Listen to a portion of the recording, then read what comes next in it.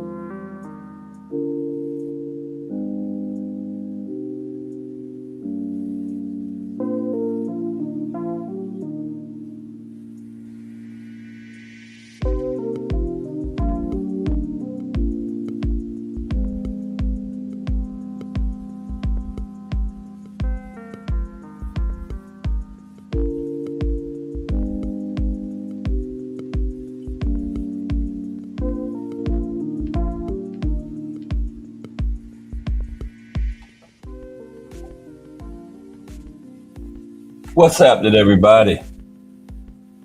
Cat Sports again, back for another afternoon with the family. That's right. You know what time it is. If it's Monday, Wednesday, Friday, 2 p.m., it's the Box Story and bringing you all of that boxing history. Salute to Miss Cass. She's the wind beneath these sails. Salute to everyone and welcome to another episode of Cat Sports, the Box Story. Today, the Hands of Stone, Roberto Duran. The Hands of Stone, Roberto Duran.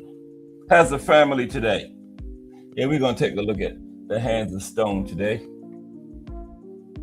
It's going to be a very good show. Not bragging, but I'm a Four Kings expert.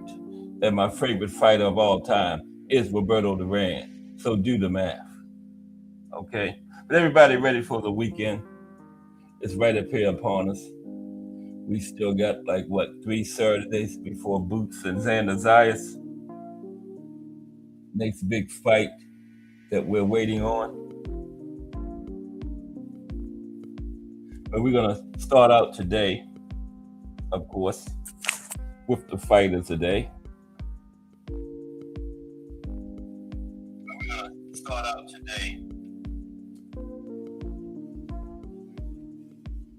Okay. So let's get ready to get into it. Get this thing cracked with today's fighters today then. Okay. So now, without further ado, today's fight of the day.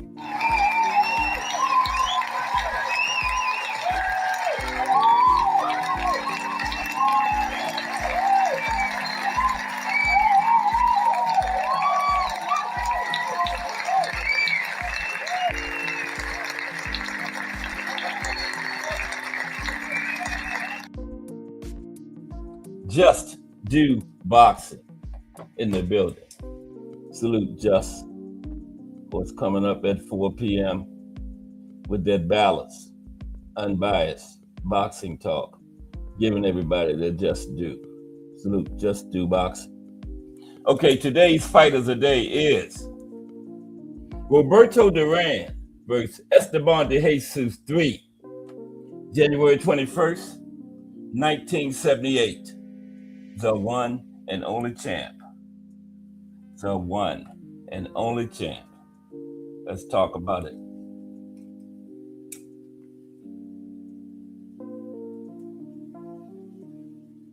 The rivalry came as a surprise to everyone when it began in November of 1972. A surprise because at the time, no one expected the fistic dynamo that was Roberto Duran to suffer defeat to anyone, let alone a mere tune-up opponent. Just 5 months after establishing himself as the best lightweight in the world with a one-sided battery of Ken Buchanan, the man they called Manos de Piedra faced Esteban de Jesus of Puerto Rico in a non-title fight in Madison Square Garden. It was, in fact, Duran's third non-title fight since becoming champion, the other two being easy first-round knockouts. And this one was expected to be another quick payday and another chance to show off Roberto's prodigious talents to a New York City fight crowd. So there's going to be another one-sided beating by Duran. But as everyone quickly learned, Esteban de Jesus was no one's tune-up opponent, and he wasn't about to be just another easy knockout on Duran's record. Clever and crafty, and with a dangerous left hook, he would go on to prove himself one of the best lightweights of the decade and one of the finest boxers to ever emerge from Puerto Rico. He floored Duran with a hard left hook in the opening seconds of the fight, and to the delight of his fans, went on to take a clear points win. His compatriots celebrated as if Duran's title had been at stake, lifting de Jesus on their shoulders after the decision was announced and paraded him through the stands of the venerable garden. Yeah, that was one of the upsets of the year this week, remember? So, de Jesus and Duran went their separate ways. Roberto insisting the first defeat of his career was an aberration, the result of his being ill-prepared, and both embarked on impressive win streaks. Esteban notched 7 victories in 1973. Duran scored 10, including 3 successful defenses of the championship. Now, it was time for the rematch, and Roberto's chance for revenge, with the crowd cheering not for de Jesus this time, but for Duran. The second fight taking place in the champion's home of Panama City. And this time, Duran's title belt was on the line.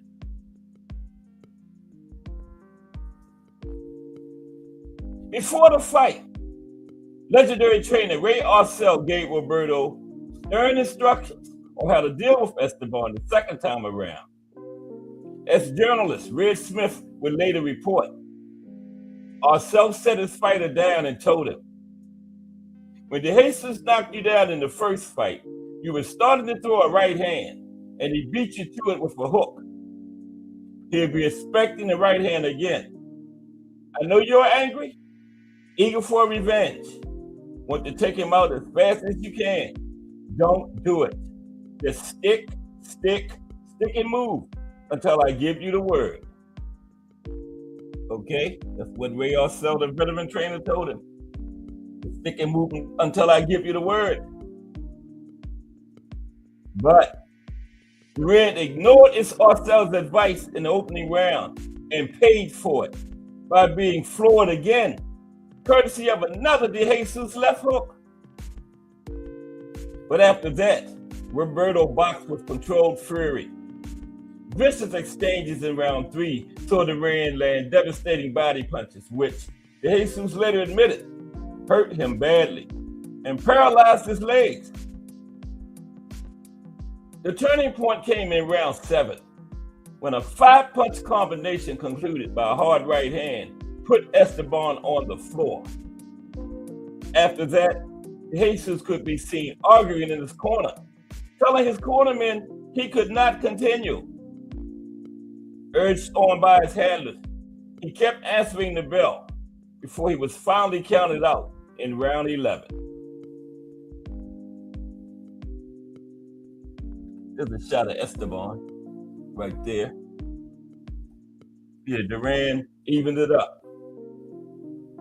After the fight, Jesus blamed both the climate and poor conditions for the defeat. I was weak, he told the press. The heat sapped my strength. And it was true that the second battle had been staged in an outdoor stadium. The temperature in the ring is, however, Cosell reported, like a steam bath. If I had been in better shape, continued De Jesus, I would have beaten him again. Well, let him get in better shape then, remarked Duran when told of his rivalry's remarks. When he thinks he's ready, tell him call me. Next time we'll both be ready. There will be no excuses. There's the hands of stone. Roberto said, well, tell him next time, get ready then. Next time took place after De Jesus had won the WBC version of the lightweight crown with a decision win over Guts Ishimatsu in May of 1976. While Ishimatsu had been knocked out by Duran in 1974, the fact remained that De Jesus now boasted both a world title belt and a victory over Roberto. The stage was set for Duran versus De Jesus 3, this time on the neutral ground of Las Vegas. The rubber match would decide once and for all who was the true king of the lightweights and who was the winner in this bitter rivalry. The rubber match would decide it. Came into it 1-1.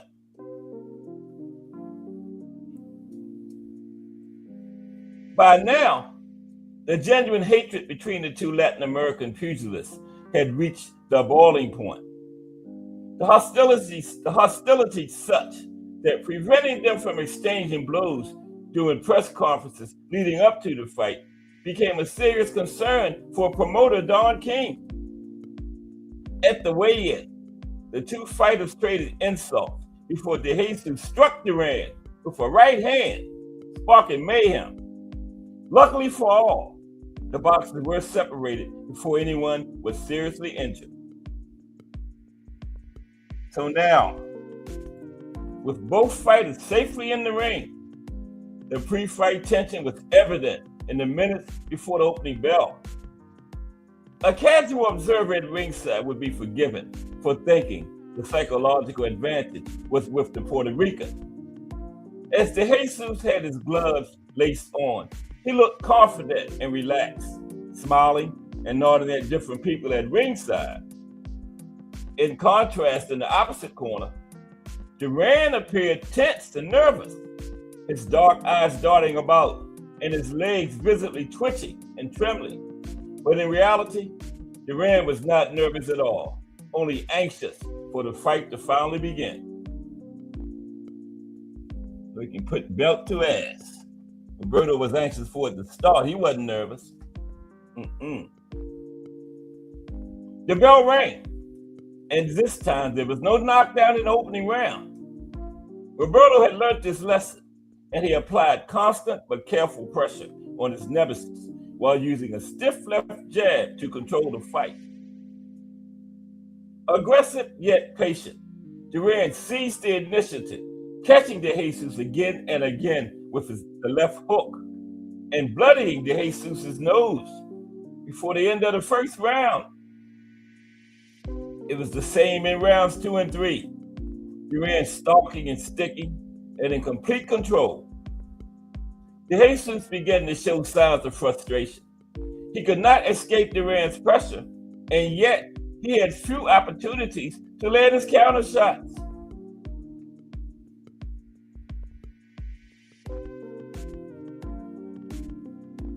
By round 6, all the drama for this long-awaited unification fight had vanished. Duran was simply too strong and too powerful, and boxing with a level of skill he had never shown before. He masterfully controlled the ring and repeatedly put himself in position to unload his heavy artillery to the Puerto Rican's midsection, landing brutal body punches that sapped his rival's strength and stamina. DeJesus tried to turn the tide in round 7, getting on his toes and firing sharp jabs, but Duran calmly picked off most of them with his gloves before driving home more hooks and crosses to Esteban's belly and ribs. It was more the same in the next 3 rounds, and if DeJesus had any hopes of somehow reversing the momentum, they vanished in round 10 when he landed his best punch of the fight, a powerful left hook to Duran's jaw, and the Panamanian didn't even flinch. Roberto was now simply walking his man down and battering him on the ropes. Round 11 was all Roberto, and at his end, DeJesus looked like a beaten man. His handlers, knowing he was now hopelessly behind on points, urged him to go for the knockout. And in round 12, he saw an opening and moved in to fire one of his powerful left hooks, but Duran beat him to the punch, driving home a vicious right that sent the Puerto Rican to the floor. Sat down again. Bruce Gas, Boxing, Jazz, and more. Salute, Bruce. How are you today? Hands of stone today. Fighters a day. Duran, DeJesus 3. Yeah, Duran sent them down again. Round 11. Is Esteban on the way down. Showing tremendous courage, Esteban pulled himself to his feet, but he was finished. He stood near the ropes like a condemned man, waiting to be put out of his misery. As the referee waved Roberto back in, a two-fisted battering followed. The punches slowly driving DeJesus down into a crouch, his weight supported by the ropes. The referee about to signal a second knockdown when Esteban's corner charged into the ring. The fight was over. Roberto Duran was the undisputed lightweight king, and the bitter rivalry between two of the decade's greatest fighters was finally decided once and for all. And there you have it, the fight of the day, the one and only champ, the Hands of Stone, Roberto Duran. All right, Mike Rim in the building. Salute, Mike Rim. Okay, so let's get into the Hands of Stone now. Of course, he had to be in the fight of the day. And the show is going to be on the Hands of Stone, Roberto Duran. Okay, how's everybody this Friday afternoon? Back at the end of another couple of days, 3 days of boxing history this week. We're gonna just look at a little his upbringing, some of his best performances. Roberto Duran in the month of June. He was born in June. Some of his best performances were in June. And then at the end, why did he quit against Sugar Ray Leonard? This guy, who was the editor-in-chief of Ring Magazine at the time, was a close personal friend of Roberto since the 60s. And he gave the reasons why Roberto quit. And he got it straight from Roberto. Okay, there's a couple things in that I didn't even know. So let's get into it. Roberto Duran, the Hands of Stone.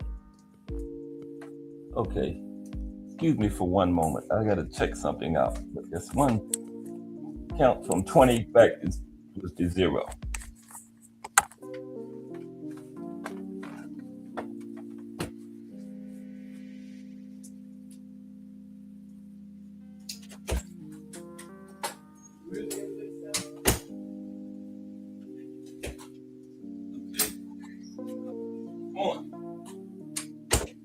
right back. Okay. Okay, I apologize for that break. Now we're going to get started with the Hands of Stone. All right. Nobody left. Okay. The Hands of Stone.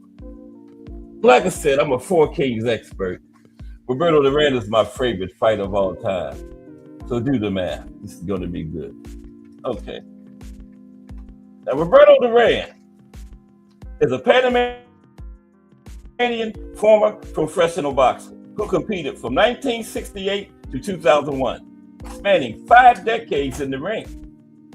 Known by his nickname, Manos de Piedra, or the Hands of Stone, he's a 4-division world champion, having captured titles in the lightweight, welterweight, junior middleweight, and middleweight divisions. With a pro record of 103 wins, 70 by knockout, 16 losses, and no draws across 119 total fights, Duran earned renown for his ferocious, aggressive style and devastating punching power that defined an era of boxing. Born in the rural town of Guarare, but raised in the impoverished El Carrillo neighborhood of Panama City amid socioeconomic hardships and U.S.-Panama tensions near the Panama Canal Zone, Duran discovered boxing as a teenager at the Neco de la Guardia Gymnasium. He made his pro debut on February 23, 1968 at age 16, defeating Carlos Mendoza by unanimous decision, and went undefeated in his first 32 fights, including 26 by knockout. Duran claimed the WBA lightweight title on June 26, 1972, stopping Ken Buchanan in the 13th round in New York City, and defended it successfully 12 times over the next 6 years against top contenders like Esteban de Jesus.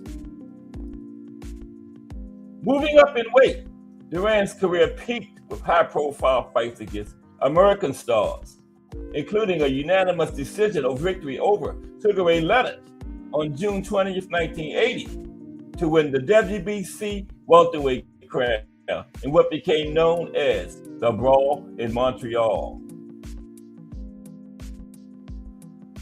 The November 1980 rematch ended infamously when Duran quit on his stool after the 8th round, reportedly saying no mas or no more, a moment that sparked controversy and speculation, but did not derail his legacy. Okay? He later secured the WBA junior middleweight title against Davey Moore in 1983 and staged a remarkable comeback by knocking out Iran Barkley in the 2nd round on February 24th, 1989. Well, excuse me, that was a decision, sorry. In 1989, he claimed the WBC middleweight championship at age 37. Okay. Now, Duran's resilience and ability to compete against elite fighters like Thomas Hearns and Marvin Hagler across weight classes solidified his status as a Panamanian national icon and international boxing legend. He was inducted into the World Boxing Hall of Fame in 2006 and the International Boxing Hall of Fame in 2007. Okay, Al Booger in the building. What's up, Al Booger? The Hands of Stone today. No, the Hands of Stone today. Salute, Al Booger. Happy Friday. Okay, let's look at his early life. His childhood in Panama. Okay, early life for the Hands of Stone. Manos de Piedra. Roberto Duran was born on June 16, 1951 in Guarare, Los Santos Province, Panama, but raised in the impoverished El Carrillo neighborhood of Panama City, to Clara Samaniego, a native of Guarare, and Margarito Duran, a Mexican-American serviceman in the U.S. Army. His father abandoned the family shortly after his birth, leaving Clara to raise Duran and their 8 other children alone amid severe economic hardship. Clara worked as a domestic servant, but the family struggles were profound, with Roberto later recalling periods of homelessness and living in abandoned houses while growing up hungry. Due to the overwhelming poverty in El Carrillo, a tough, densely packed slum near the Panama Canal Zone, Duran developed early survival instincts shaped by the harsh urban environment. He frequently ventured into the restricted canal zone to steal mangoes for food or sale, often dodging warning shots from American guards, and contributed to the whole household by performing street jobs such as shining shoes, selling newspapers, and dancing for tips. These experiences instilled a fierce resilience in the young Duran, who took on family responsibilities from a very early age to help support his mother and siblings.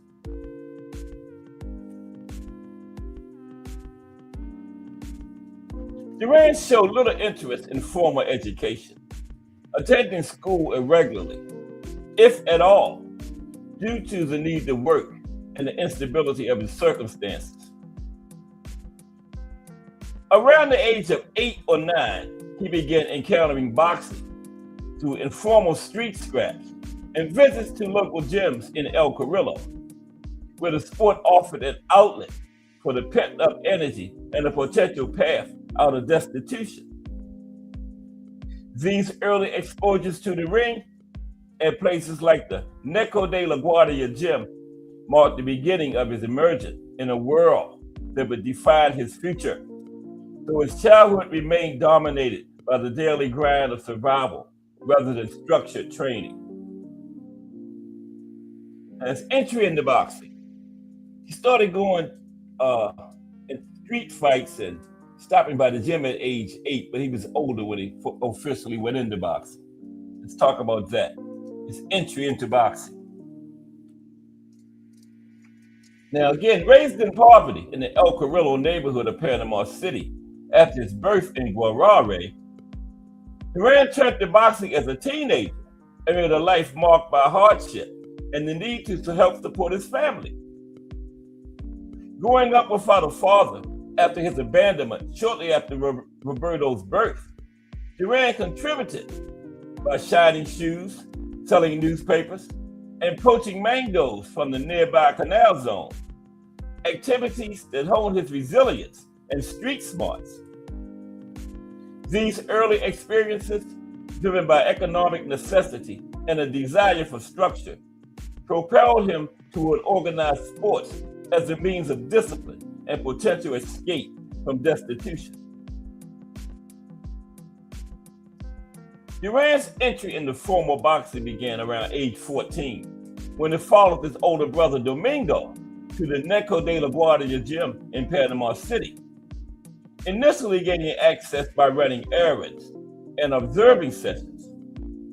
After his brother Domingo quit due to the demanding routine, Duran caught the attention of trainer Nestor Plomo Quillon, who recognized his raw talent from informal scuffles and took him under his wing for structured training. Prior to this, Duran had engaged in street fights and schoolyard brawls, including one at age 13 that led to his expulsion, which further toughened his aggressive style and prepared him for the ring's demands. His family's reactions to his burgeoning interest in boxing were mixed, with concerns over the inherent dangers of the sport tempered by the practical benefits it offered.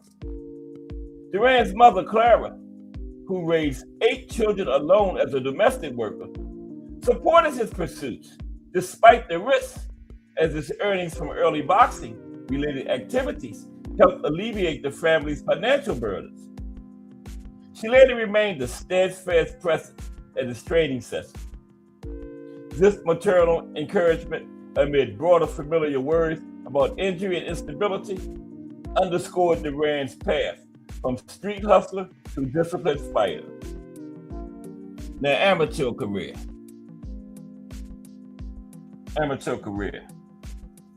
for the Hands of Stone. It has the stone on the left there. Early amateur successes.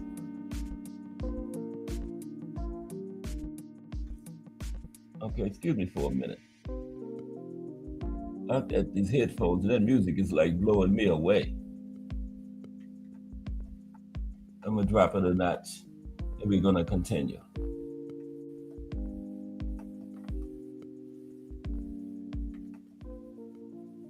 Okay, that's much better for me. All right. Now, amateur career. Okay. That's Roberto on the left there. Under the headgear. Okay, early amateur successes.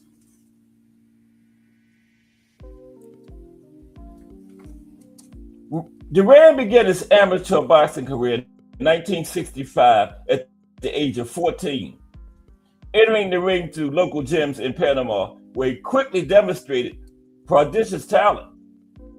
He rapidly achieved success by winning several local tournaments, often overpowering opponents with his raw power and relentless aggression. He had that aggressive style early. Duran's early victories included notable triumphs against older and more experienced fighters, which helped solidify his reputation as a fierce and intimidating prospect in Panamanian boxing circles. Under the guidance of his trainers, Duran developed a rigorous training regimen that focused on building exceptional endurance and refining his footwork, enabling him to maintain high-intensity pressure throughout fights. His performances in these initial years led to participation in national championships, where he consistently performed at a high level and earned selections to represent Panama on youth teams, marking him as a rising star with significant potential. Now, notable amateur fights and record. Notable amateur fights and record. That's Roberto on the left again, right there.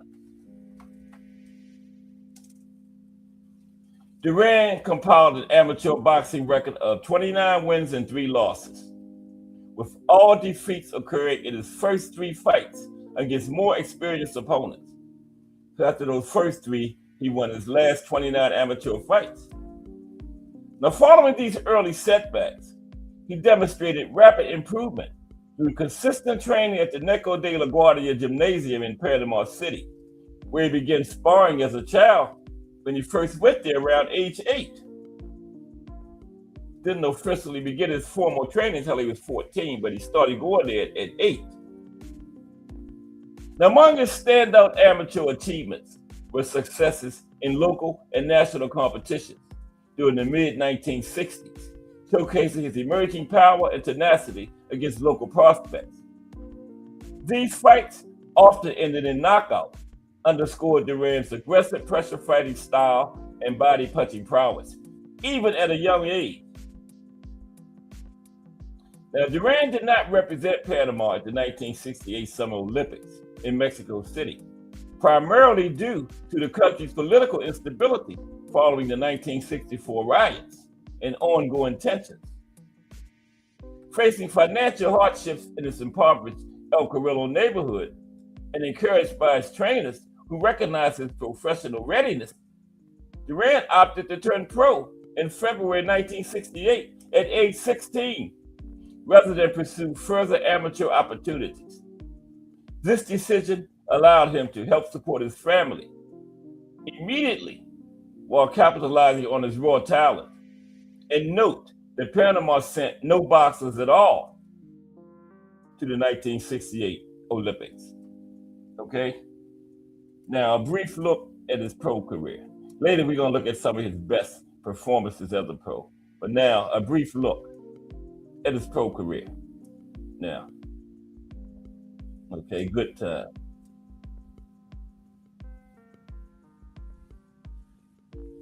That's some good stuff coming up. Okay. Brief look at the Hands of Stone's pro career now, though.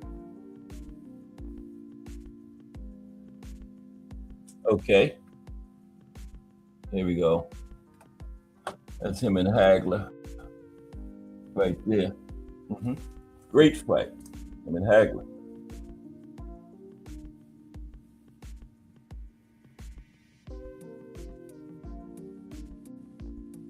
Now, Roberto Duran compiled a pro boxing record of 103 wins, 16 losses, and no draws for 119 fights from February 23rd, 1968 to July 14th, 2001.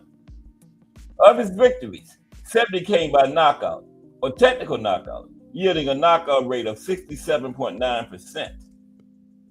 This record reflects his dominance across multiple weight classes with a career arc that spanned 5 decades and included fights from bantamweight up to light heavyweight. Yeah, he actually started at bantamweight, 118, all the way up to light heavyweight before it was all over. Duran's early career in the lighter divisions established his reputation for power and resilience. In the lightweight division, where he fought the bulk of his prime fights, he achieved 71 wins and 1 loss before moving up in weight for his June 1980 welterweight title challenge against Sugar Ray Leonard. His only lightweight defeat came by majority decision to Esteban de Jesus in November 1972, a loss he advanced twice. At welterweight, he recorded 4 wins and 2 losses, 2 by knockout, highlighted by his capture of the WBC title in 1980. In the junior middleweight and middleweight divisions combined, Duran posted 15 wins and 6 losses, 7 knockouts, securing the WBA super welterweight and WBC middleweight titles, respectively. Okay?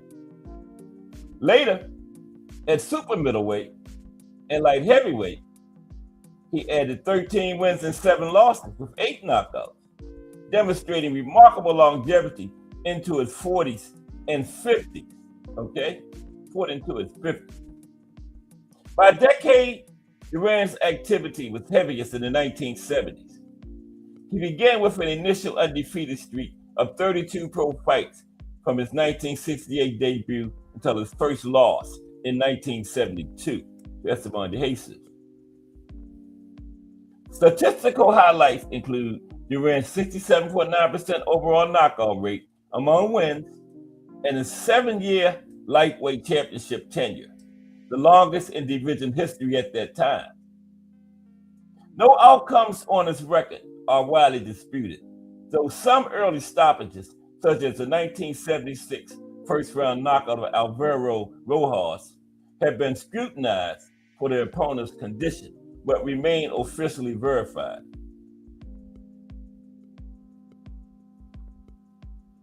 Beyond pro fights, Duran participated in several exhibition fights, often for charity or legend showcases. In the 1980s, he engaged in charity fights, including a 1981 exhibition against Simon Smith. The 1990s featured legends fights, such as fights against lesser-known opponents, to entertain fans and support causes. Though specific records for these non-competitive events are not formally tracked like pro ones. They're not on BoxRec, exhibitions. These appearances extended his ring presence without impacting his official stats. The World Championships in recognition for the Hands of Stone. World Championships in recognition. Okay.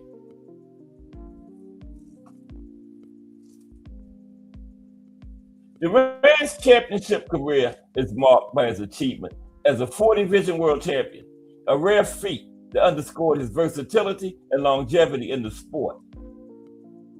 He first captured the WBA lightweight title on June 26, 1972, defeating Ken Buchanan by 13th round technical knockout at Madison Square Garden in New York City, beginning a dominant reign that lasted until November 1979, and he vacated and moved up. He didn't lose it in the ring. During this period, Duran made 12 successful defenses, 11 by knockout, establishing himself as a lineal champion in the division. In January 1978, he unified the titles by stopping Esteban de Jesus, the WBC lightweight champion, in the 12th round at Caesars Palace in Las Vegas, becoming the undisputed lightweight champion and holding the Ring Magazine lightweight title from 1972 to 1979. Duran's success extended beyond lightweight as he moved up in weight class. On June 20th, 1980, he won the WBC welterweight title with a unanimous decision over Sugar Ray Leonard in Montreal, Canada, marking his second divisional crown, about 8 months after vacating his lightweight title. Their rematch later that year in November ended when Duran quit after the 8th round, saying no mas, after which he did not contend for a title again until 1983. He reclaimed momentum in the junior middleweight division by capturing the WBA title on June 16, 1983, with an 8th round knockout of Davey Moore at Madison Square Garden, becoming a 3-division champion at age 32, and that happened to be his 32nd birthday. His 4th world title came on February 24, 1989, when he defeated Iran Barkley by split decision to win the WBC middleweight championship in Atlantic City, New Jersey. Yeah, I said second round knockout before. It was a split decision over Barkley. This victory was named the Ring Magazine's Fight of the Year and solidified his status at age 37. Okay, 37.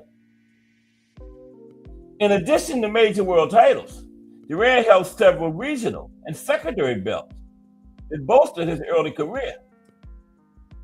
He won the North American Boxing Federation title, or the NABF lightweight title, in 1971, and defended it multiple times before his world title breakthrough, contributing to his early undefeated streak. Later, in 2000, at age 49, he claimed the NBA super middleweight title, a secondary championship from a minor sanctioning body, by unanimous decision over Pat Lawler, extending his championship pedigree into a 5th decade before losing it the following year. The Ring Magazine honored Duran across divisions, ranking him 5th among the greatest fighters of the last 80 years in 2002, and naming him Fighter of the Decade for the 1970s for its unparalleled lightweight dominance, Fighter of the Decade for the 1970s. These recognitions, including 2 Comeback of the Year awards, 1983 and 1989, highlight his enduring impact and resilience in the sport of boxing. The Hands of Stone. Okay, let's look at the Hands of Stone's boxing style now. Okay, boxing style for the Hands of Stone. Okay, what style did he have? Was he outboxing? Oh, what did I do? There we go. Oh my goodness.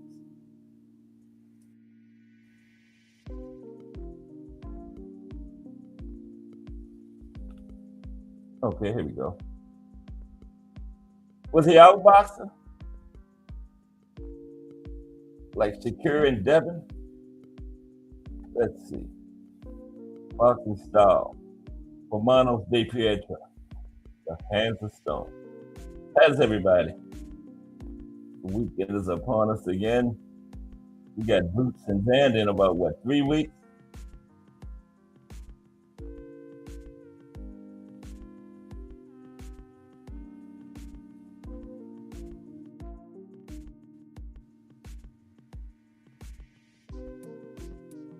Do this y'all in 1 second. Oh, I went right past it.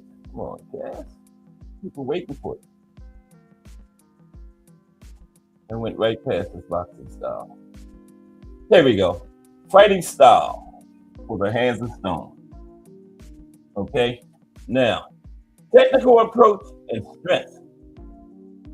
Roberto Duran was renowned for his aggressive swarming style, characterized by relentless forward pressure that overwhelmed opponents through constant bobbing and weaving to close distance effectively. This approach allowed him to maintain elusiveness while advancing, using slick footwork and body movement to evade counters and set up attacks. His high-volume punching featured a barrage of hammer blows rather than scripted combinations, enabling him to dominate exchanges and wear down foes through sheer output.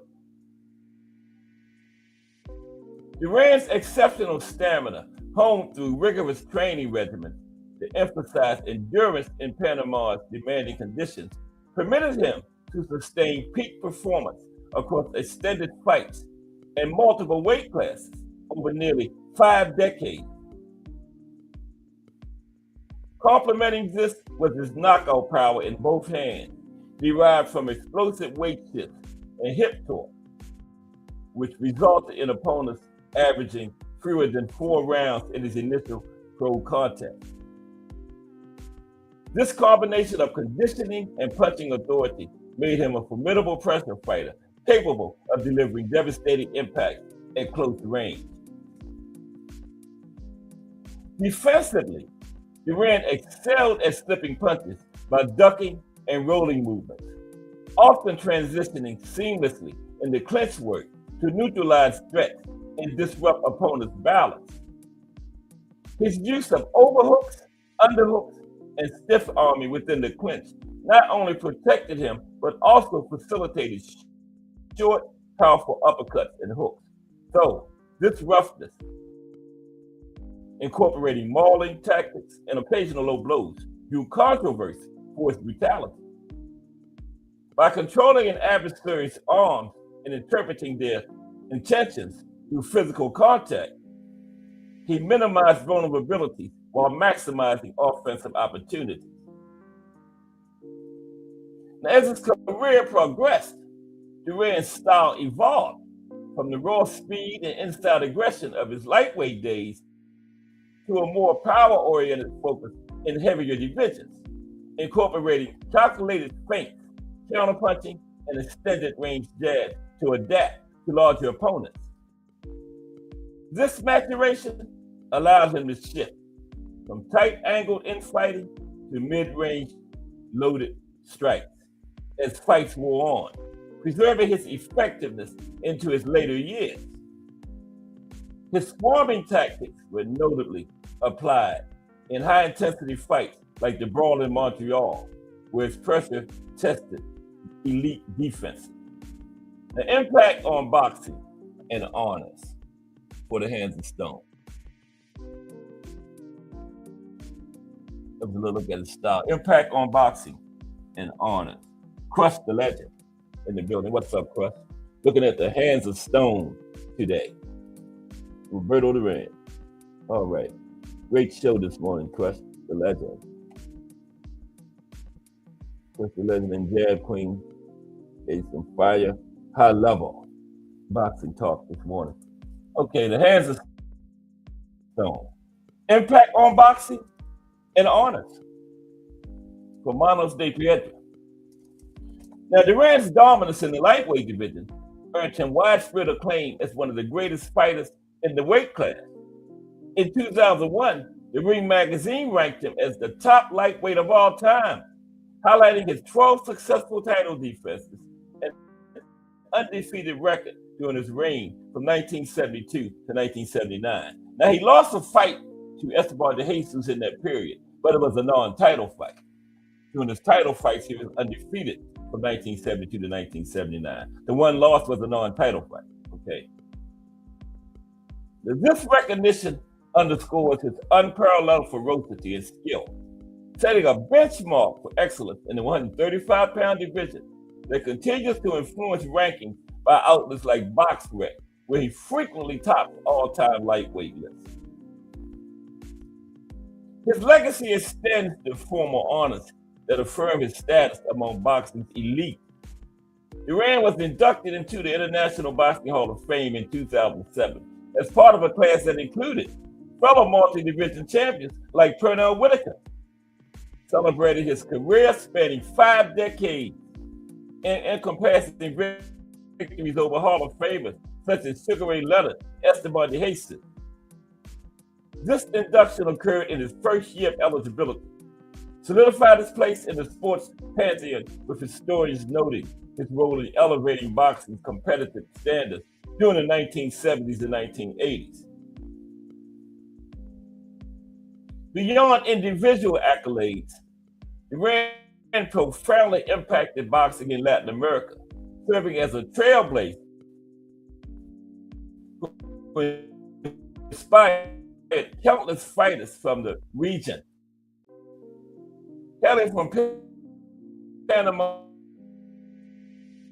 global stardom transformed him into a national hero and symbol of resilience, often called the poster child of Panama, putting the country on an international box. His achievements fostered greater participation in the sport across Latin America, promoting Panama's boxing infrastructure and encouraging a new generation of aggressive, pressure-fighting stylists who emulated his unyielding approach. A June 2025 World Boxing Association article portrayed him as a living legend, crediting his success with broadening the world sports appeal in underrepresented regions. Duran's contributions to boxing's popularity are evident in his career. As one of the first fighters to capture world titles in 4 weight divisions: lightweight, welterweight, junior middleweight, and middleweight, his journey from street brawler to multi-division champion drew massive audiences and heightened the sport's dramatic allure worldwide. This feat, combined with high-profile rivalries and comebacks, helped sustain boxing's prominence during a pivotal era, inspiring ongoing tributes such as the World Boxing Association's 2025 article on his lasting influence on the sport's global reach. Okay, winding down. Then next we're going to look at some of his greatest performances. But personal life, been married to his wife, forget this, 56 years, okay? He married in 1970, still married right now, okay? June 8th, 2026, 56 years of marriage. Wow. Personal life, family, controversies, and health issues. 56 years. Now, Roberto Duran married Felicidad Iglesias in 1970 when he was 19 years old and she was 17. The couple remains married to this day. The pair had 6 children together: Rochelle, Victor, Robin, Giovanna, Dahlia, and Roberto, several of whom have pursued interest in boxing. Now, Duran has 3 additional children from other relationships, including Roberto Jr., Alcibiade, and Yorley, for a total of 9 children altogether that Roberto has. Now, Duran's personal life has not been without controversy. In 1989, the U.S. Internal Revenue Service sued him for $1.5 million after erroneously overpaying him several million dollars in tax refunds, which he partially returned, but not in full, leading to legal proceedings. In Panama, during the 1990s, he encountered further financial familial disputes, including a 1993 incident where his championship belt was stolen in a staged burglary by his estranged brother-in-law, Felicidad's brother, or maybe one of the sisters of it. A case that reached U.S. federal court and was resolved in Duran's favor in 2003. Now, health challenges have marked Duran's later years, largely attributable to the effects of his extensive boxing career. In March 2024, at age 72, he was hospitalized in Panama City for an atrioventricular blockage and underwent successful surgery to implant a pacemaker, stabilizing his irregular heartbeat. He continues to experience mobility limitations from decades of ring wear, including joint issues that affect his daily movement.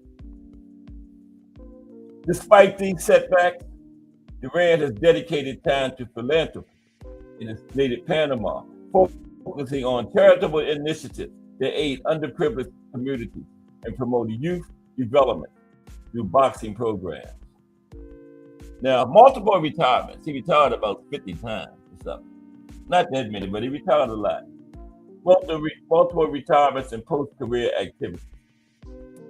Now, following his shocking concession in the 8th round of the rematch against Sugar Ray Leonard on November 25th, 1980, known as the No Mas fight, Duran announced his retirement from boxing just days later, stating, "I am retired from boxing right now. I don't want to fight anymore." This marked his first official retirement, coming after a career highlight of Catherine Leonard's WBC welterweight title earlier that year. But Duran reversed course after more than 2 years away, returning to the ring on January 29th, 1983, with a unanimous decision victory over Jose Pepino Cuevas in a non-title fight. His comeback culminated triumphantly on June 16, 1983, his 32nd birthday, when he stopped WBA super welterweight champion Davey Moore by 8th round TKO to claim his 3rd world title, reestablishing himself as a force in the sport.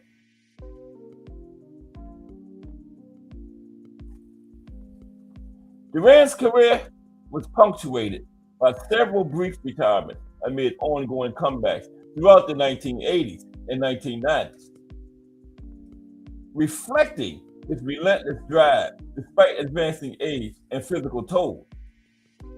After a second-round knockout loss to Thomas Hearns on June 15, 1984, for the WBA and WBC super welterweight titles, he retired again on June 21st, 1984, declaring his hands of stone would rest. He returned in February 1986 with a win over Pat Lawler and continued competing sporadically, including a notable unanimous decision over Iran Barkley in 1989 to capture the WBC middleweight title at age 37. Later, following a lopsided loss to William Joplin on August 22, 1998, Duran announced his 3rd retirement at age 47, only to unretire within months and fight again in March 1999. These short hiatuses, often lasting under a year, highlighted his pattern of defying expectations, though they grew less frequent as he entered his 40s. Duran's definitive retirement came in January 2002 at age 50, shortly after a unanimous decision defeat to Hector Camacho on July 13, 2001. His final pro fight and the subsequent car accident that sidelined him. He has since turned down occasional offers for exhibition fights, preferring to preserve his legacy without further damage. In his post-career life, Duran has served as a boxing trainer, teaching aspiring fighters in Panama and participating in training sessions to mentor the next generation. He has also worked as a commentator for boxing events in Panama and acted as the country's informal sporting ambassador, promoting athletics and representing national pride at international gatherings. Into the 2010s and 2020s, Duran remained active in public life, attending boxing events, supporting Panamanian athletes like Athena Bailon at the 2023 Pan American Games, and reflecting on his storied career. At age 74 in 2025, he has shared introspective thoughts on his 5-decade journey, emphasizing resilience and no regrets in interviews marking anniversaries of key fights, such as his final bout. And finally, cultural depictions, films, and documentaries. Okay, that's the I think Edgar Ramirez played Duran in this movie. Pretty good likeness, ain't it? Robert De Niro played Arcel in the middle, and that's his manager. I don't know who played him. I even forgot his manager's name. Let's briefly talk about this movie. Films and documentaries for Duran. Now, Roberto Duran's life and career have been depicted in several films and documentaries, often highlighting his rise from poverty in Panama and his intense rivalry with Sugar Ray Leonard. The 2016 biographical sports drama, Hands of Stone, directed by Jonathan Jacobowitz, portrays Duran's journey from the slums of El Carrillo in Panama to becoming a four-weight world champion, with a particular focus on his training under Ray Arcel and the political tension surrounding the Panama Canal Treaty. In the film, Edgar Ramirez stars as Duran, that's them there. Robert De Niro as Arcel, and Usher is Sugar Ray Leonard. Mm-hmm. Usher played him, remember that? Yeah, Usher played Sugar Ray. And that right there is Robert De Niro and Usher. That's not, it looks just like Sugar Ray from the back, but that's Usher. And that's the movie. That's a pretty good movie too. Documentary, Hands of Stone. And this movie emphasized Duran's aggressive style and national heroism amid Panama's struggle for sovereignty. The movie dramatizes key fights, including the 1980 No Mas fight, while weaving in Duran's personal life, such as his 56-year marriage to Felicidad Iglesias. Well, it wasn't 56 years then, but okay. So now we're gonna go to some of his greatest performances in his career. Okay, so the Hands of Stone's greatest performances now throughout his career. The Hands of Stone, 10 or 12 of them, of his top fight. Now, okay, 10 or 12 of his best performances in his career. He had 119 of them. Okay, so we ain't got time to cover all of this, but 10 or 12 of them. Let's take a look. Okay, here we go. I've like 12 of Roberto Duran's greatest performances. The Hands of Stone. Okay. Oh shoot. What happened? Oh man.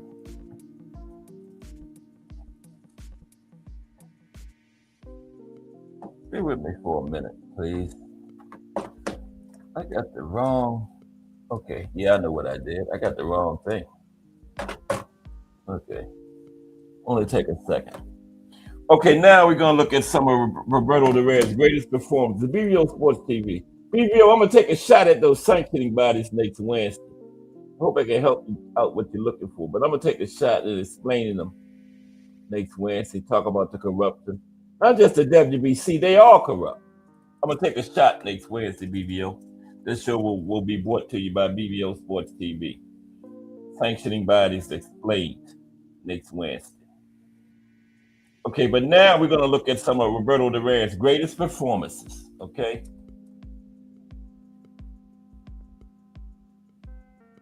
I had the wrong piece of equipment up there. There we go. Come on, man.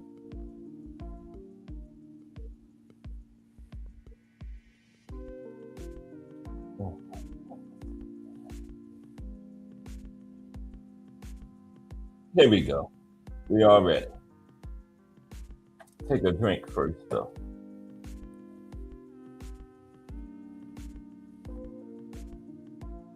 Probably of the Hands of Stone. Best performance. Let's salute BBO.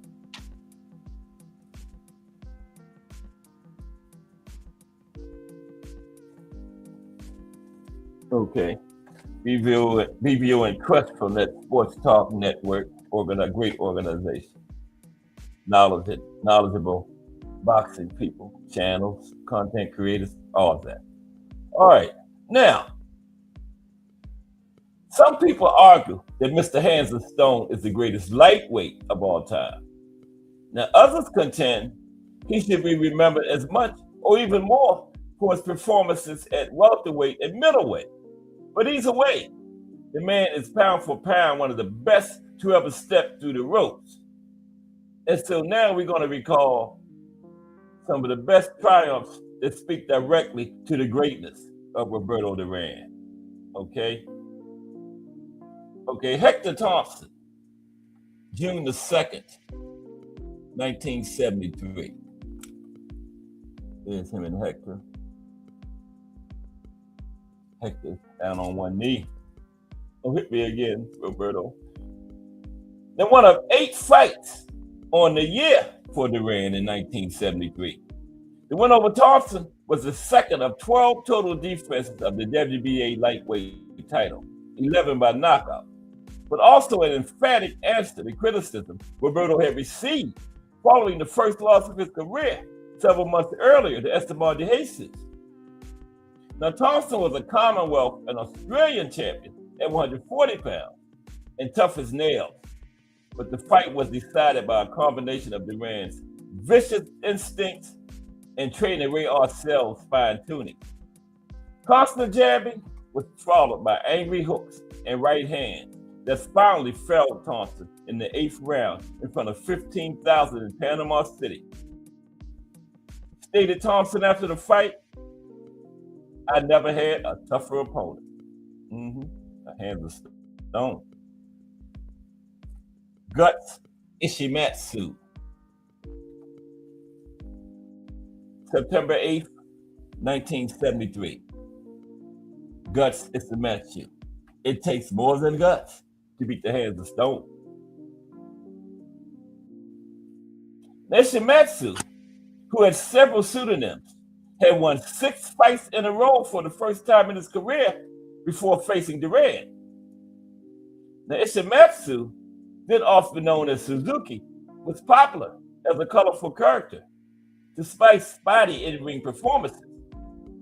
He had already visited Panama in a losing title bid against Ismael Laguna in 1970 and was determined to make good his second trip to the country. But Duran was out to prove a point, again making his jab the center of his offense and showing off world-class countering ability and excellent defense, blending the two almost seamlessly. 5 knockdowns in 2 rounds convinced the ref it was time to end the slaughter. Ishimatsu would go on to capture the WBC lightweight belt the following year, defending it 5 times before retiring and becoming a successful actor and comedian. So Ishimatsu was a pretty good fighter. He won the title the next year, made 5 defenses, but it takes more than guts to beat the hands of stone. Okay, looking at some of his best performances now. Edwin Viruet, September 17th, 1977. Edwin Viruet. He had a pair of brothers that fought. Yeah, it's Viruet, you're in the wrong corner. You're in the wrong spot against the hands of stone. Get out of that corner. You're in the absolute wrong position. Now, the rivalry between Duran and the Viruet brothers was not on the same level of intensity as at least 2 other personal grudge matches Roberto had as a pro, Sugar Ray Leonard and Esteban de Jesus. But the ill feelings were real nonetheless. Edwin, the older of the 2 brothers, was a former New York Golden Glove champion who had broken Duran's 1-year 8-fight stoppage streak in 1975 by clowning his way through a non-title fight in Viruet's backyard. A slightly unpopular decision, plus Viruet's claims of a fix, led to a rematch for Duran's title. This time, Duran was more aggressive, trapping Viruet on the rope and in the corners, ignoring the moment when the slick Puerto Rican made him miss wildly and leaving absolutely no doubt who was the superior fighter, even in his first title fight, to go the full distance. Only one. He had 12 defenses, 11 by knockout. Edwin Viruet was the only one to go the distance with him in a title fight. Yeah. Okay. Ray Lampkin, March 2nd, 1975. Ray Lampkin. Looking at some of his top performances. There's Ray on the way down. Annette Lobay, then editor of the ring, said of the Lampkin win. Duran proved he is a lightweight to not only be reckoned with, but also to be considered when in future years the barflies start the argument who was the best lightweight who ever lived. This statement speaks not so much to Lampkin's class as it does to Duran's performance. Duran looked like a killer that night, and nearly was.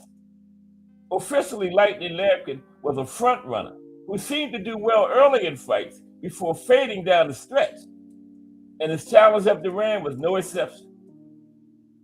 Through the first several rounds, Lampkin hung tough, even winning some exchanges here and there, but Duran's trademark constant pressure broke Lampkin down before Roberto leveled him with a vicious left hook.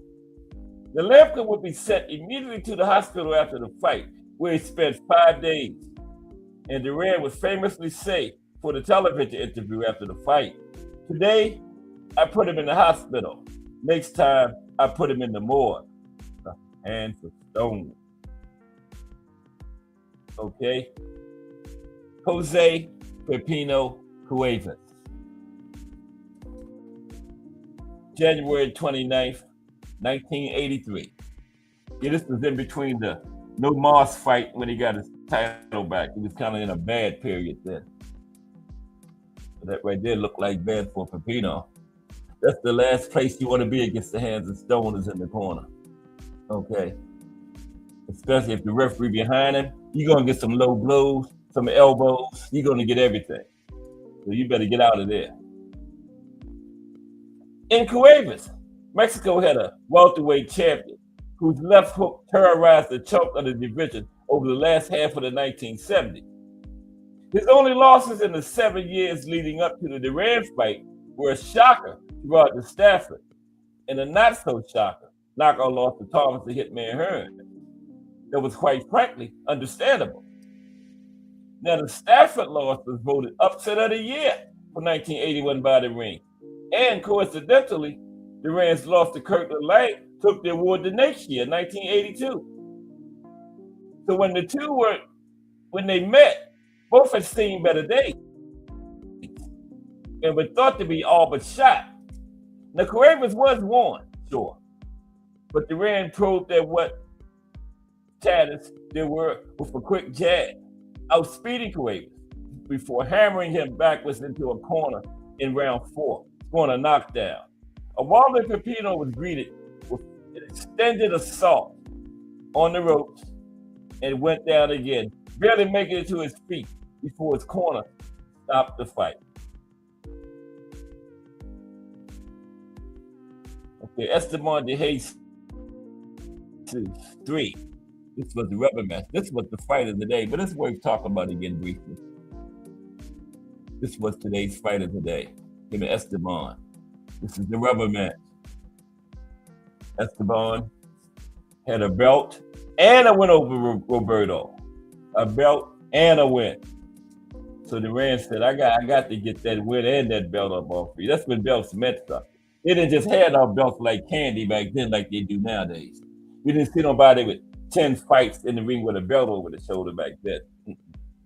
You had a belt then, he was the baddest man in the division. And that's what they did. Both of them had the 2 belts that were undisputed then, so they fought. So one of them would have it. Okay? That's how they did it back then. Now, the Jesus provided a more lively nemesis than the Villarreal brothers, carried more respectable punching power, and a huge legitimate win over Duran in 1972. Only lost in the entire decade of the 1970s was the Jesus in 1972. Okay?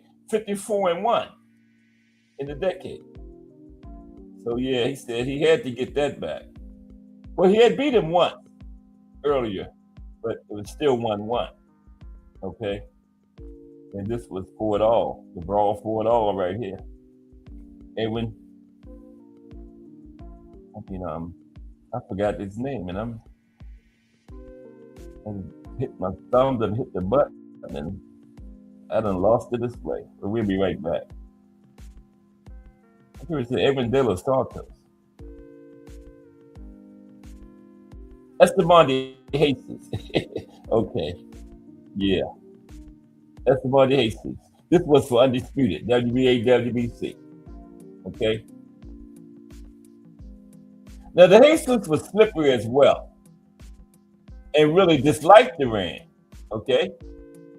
He had bounced back from defeats to Duran and Antonio Cervantes to win the WBC lightweight title from Ishibatsu in 1976.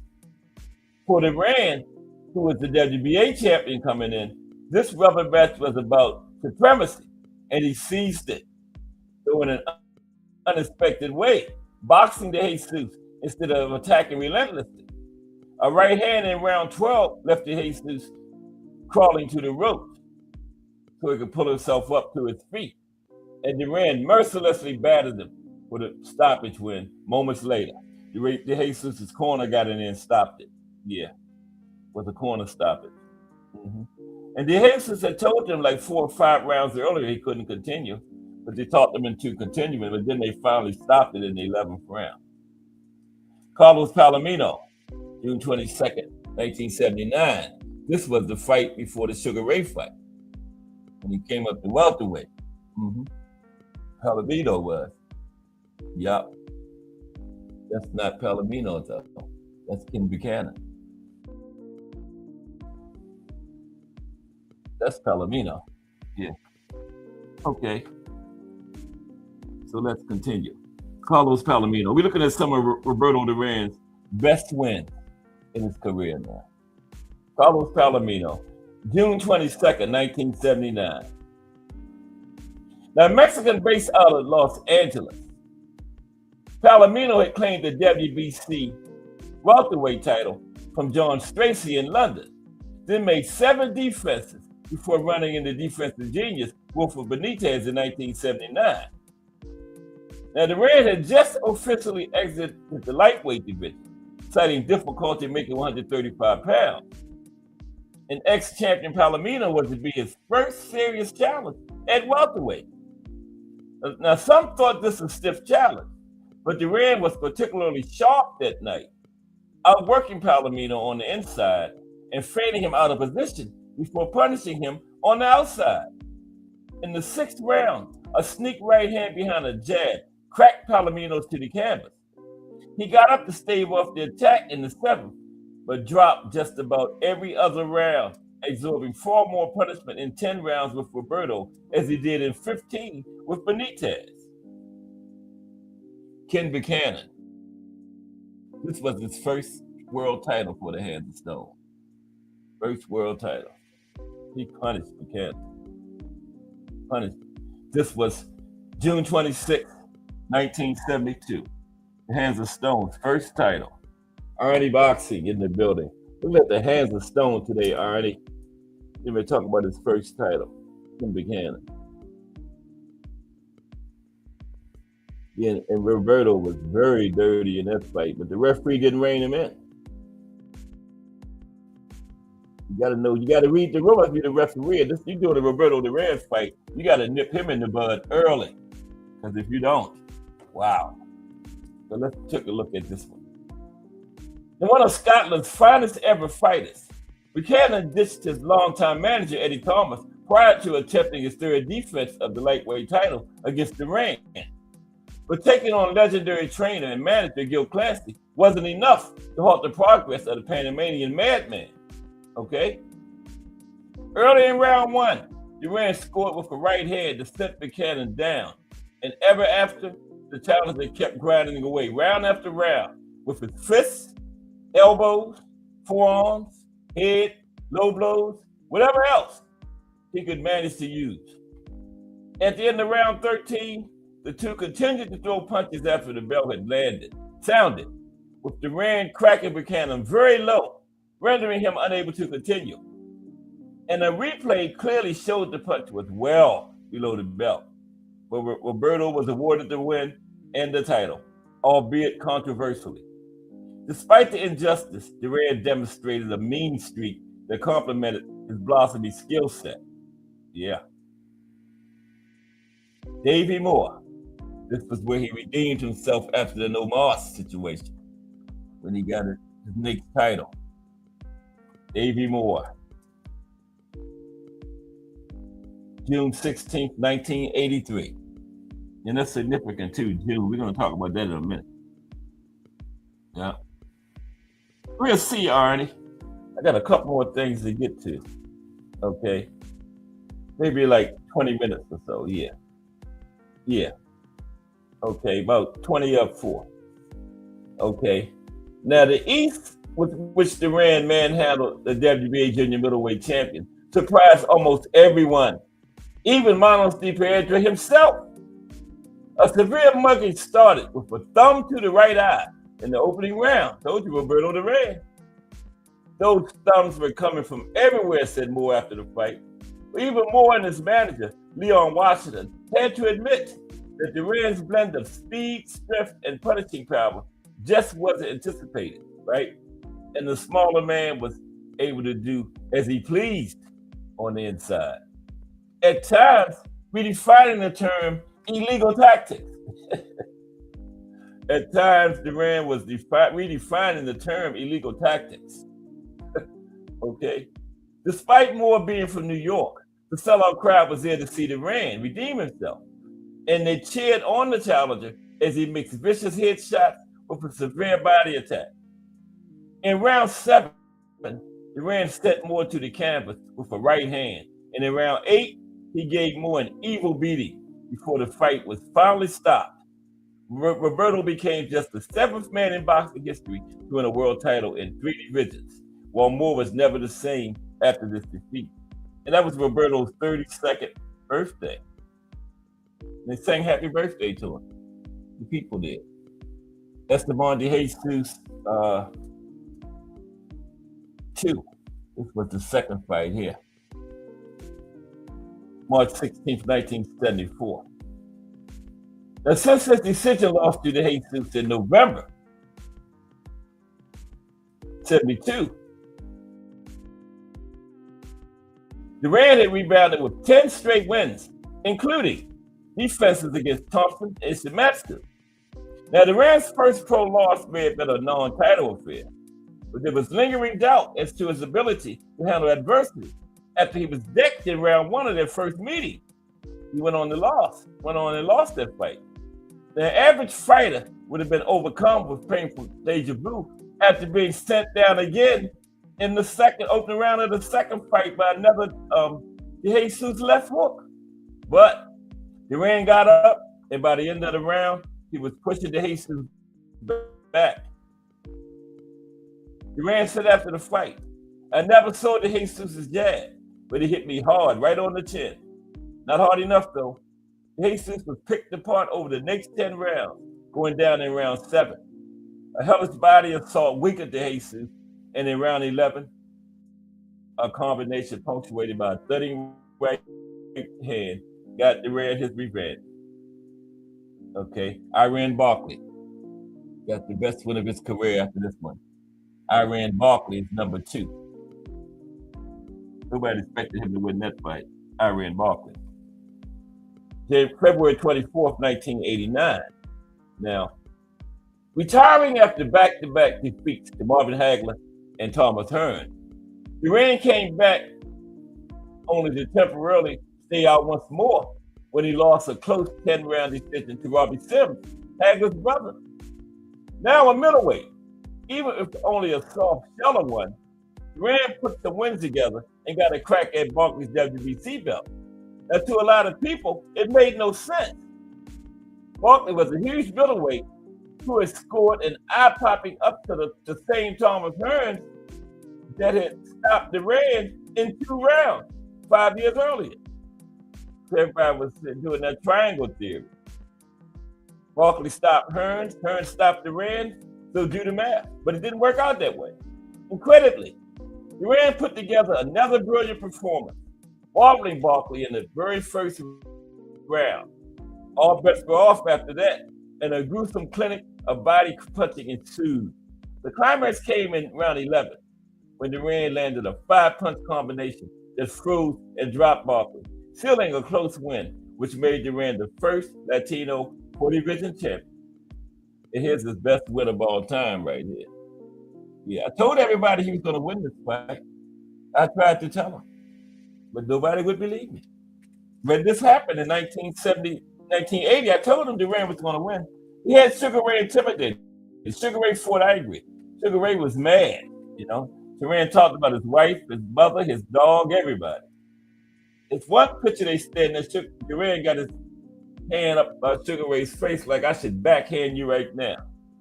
I wish I had put that picture on him. But yeah, he had Sugar Ray all out of position. And I told everybody Duran was going to win, and he did. Now on paper, there aren't going to be a whole heap of wins better than this one in the entire history of boxing. Leonard, an undefeated Olympic gold medalist, and Media Darling, was a 9-5 favorite and the larger, younger, flashier fighter. The Palomino was the extent of Duran's experience at welterweight as far as world-class opponents went. While Leonard had poked holes in the division already and displaced Benitez, who had been undefeated at the time him and Leonard fought. In truth, Leonard and Duran both upped their game that night.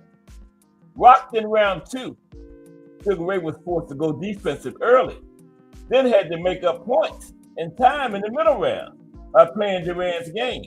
Nobody beats Roberto Duran fighting Roberto Duran's game. And Leonard proved in the second fight, nobody beats Leonard fighting Leonard's game. Now, Leonard played Duran's game surprisingly well at times, but Duran's inside milling was bruising, and it made the difference in an otherwise close, razor-thin battle. After following in the footsteps of all-time greats, Henry Armstrong and Barney Ross, Duran remarked after the fight that Leonard was pretty good tonight, but he had to be because he was fighting me. Okay? So he was fighting the hands of stone. Okay, now I want to look at the month of June. The month of June is significant. Some big things happened for Duran in the month of June. Okay, check this out. Starting out, he was born in June 16th. Probably should have waited until his birthday to do this, but too late now. Close enough. It's next week, 16th is next week, so. Too late now. That's almost finished. But yeah, Duran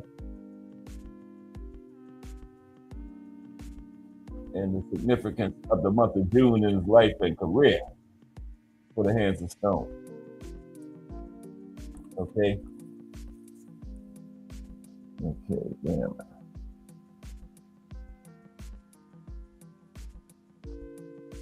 Man. A tribute to the great Hands of Stone, the month of June.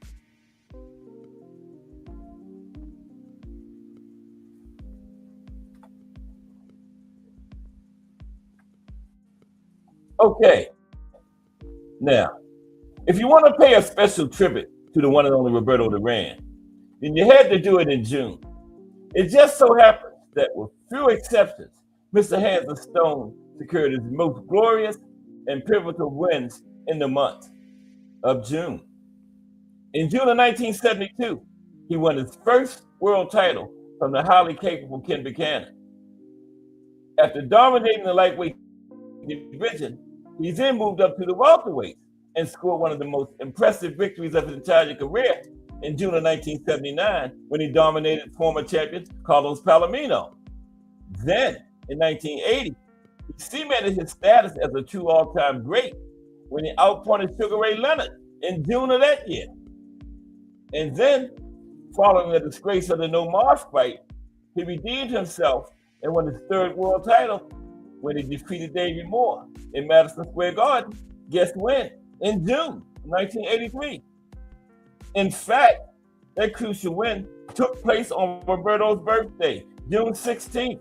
So there's that to consider as well. And then remember also the added significance of the fact that June 20th, 2026, a few weeks, will mark the 46th anniversary are one of the most eagerly anticipated and significant fights of all time. Duran versus Leonard one, aka the Brawl in Montreal. Like we just talked about, it happened in the month of June. June, a very significant month in Roberto's career.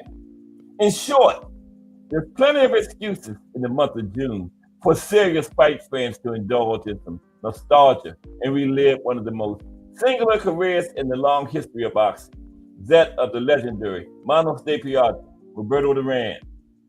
With the exception of Muhammad Ali, possibly no pugilist in the last 5 decades or more has inspired more adulation and passion than Mr. Hands of Stone. Now, why is this? Glad y'all asked. Let's talk about it. Why is this? Why does he inspire so much adulation and passion from the fans? Okay.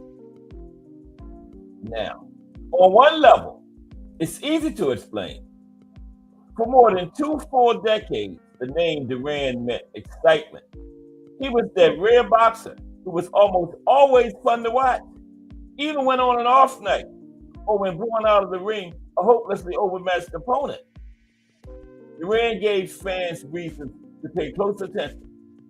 He combined explosive aggression, crippling power, canny defensive moves, and clever counterpunching with a certain bravado, a cockiness, which most other champions simply lacked. Duran didn't just win rounds and win fights, with few exceptions. He won with dramatic flair and style, exhibiting a natural talent for both fighting and performing, which those who follow boxing know is exceedingly rare. Exceedingly rare. Here's the Hands and Stone. Okay?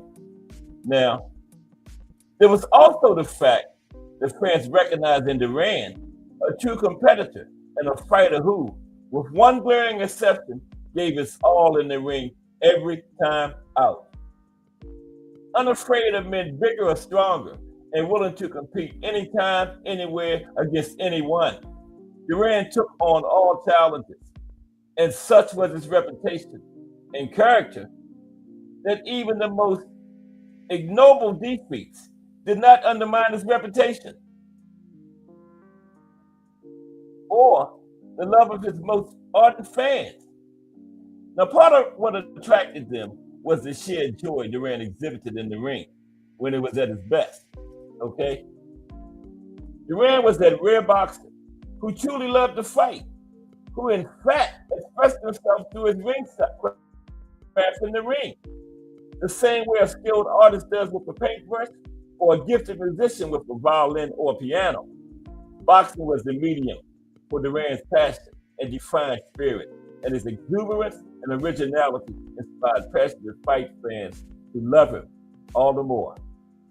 Now, Alexis Aguero and Duran was talking, and Alexis said he loved the competitiveness and all that of boxing. He said, "Why did you like boxing, Roberto?" Duran said, "Because I like hurting people." There was something old-fashioned about Duran, something timeless. The fearless and ferocious way he fought, and the attitude and bearing which he brought to the ring, linked back to boxers of yesteryear, to a perhaps semi-imagined golden age when the sport was somehow simpler and purer. One sensed that Duran, like the warriors of old days, didn't care who he fought or how often he stepped into the ring. He let his manager and trainers decide such things, while he was content to simply dispatch the next opponent they put in front of him and notch another win. Now, reinforcing this was the fact that his trainers, Ray Self and Freddie Brown, were in fact relics from another time, men who had worked with greats of the past such as Benny Leonard, Ezra Charles, and Rocky Marciano, fighters who fought decades before the ring. And there is his trainer, Ray Self and Freddie Brown. That's Ray Self facing Freddie looking over the ring into the other corner. Okay? Now, one of these stories, I can't believe this one. Now, then there's the stories and legends, some true, some exaggerated. Either way, it takes a special person to inspire such tall tales. Now, you know, most people own dogs and walk dogs, right? Roberto had a lion he would walk, right?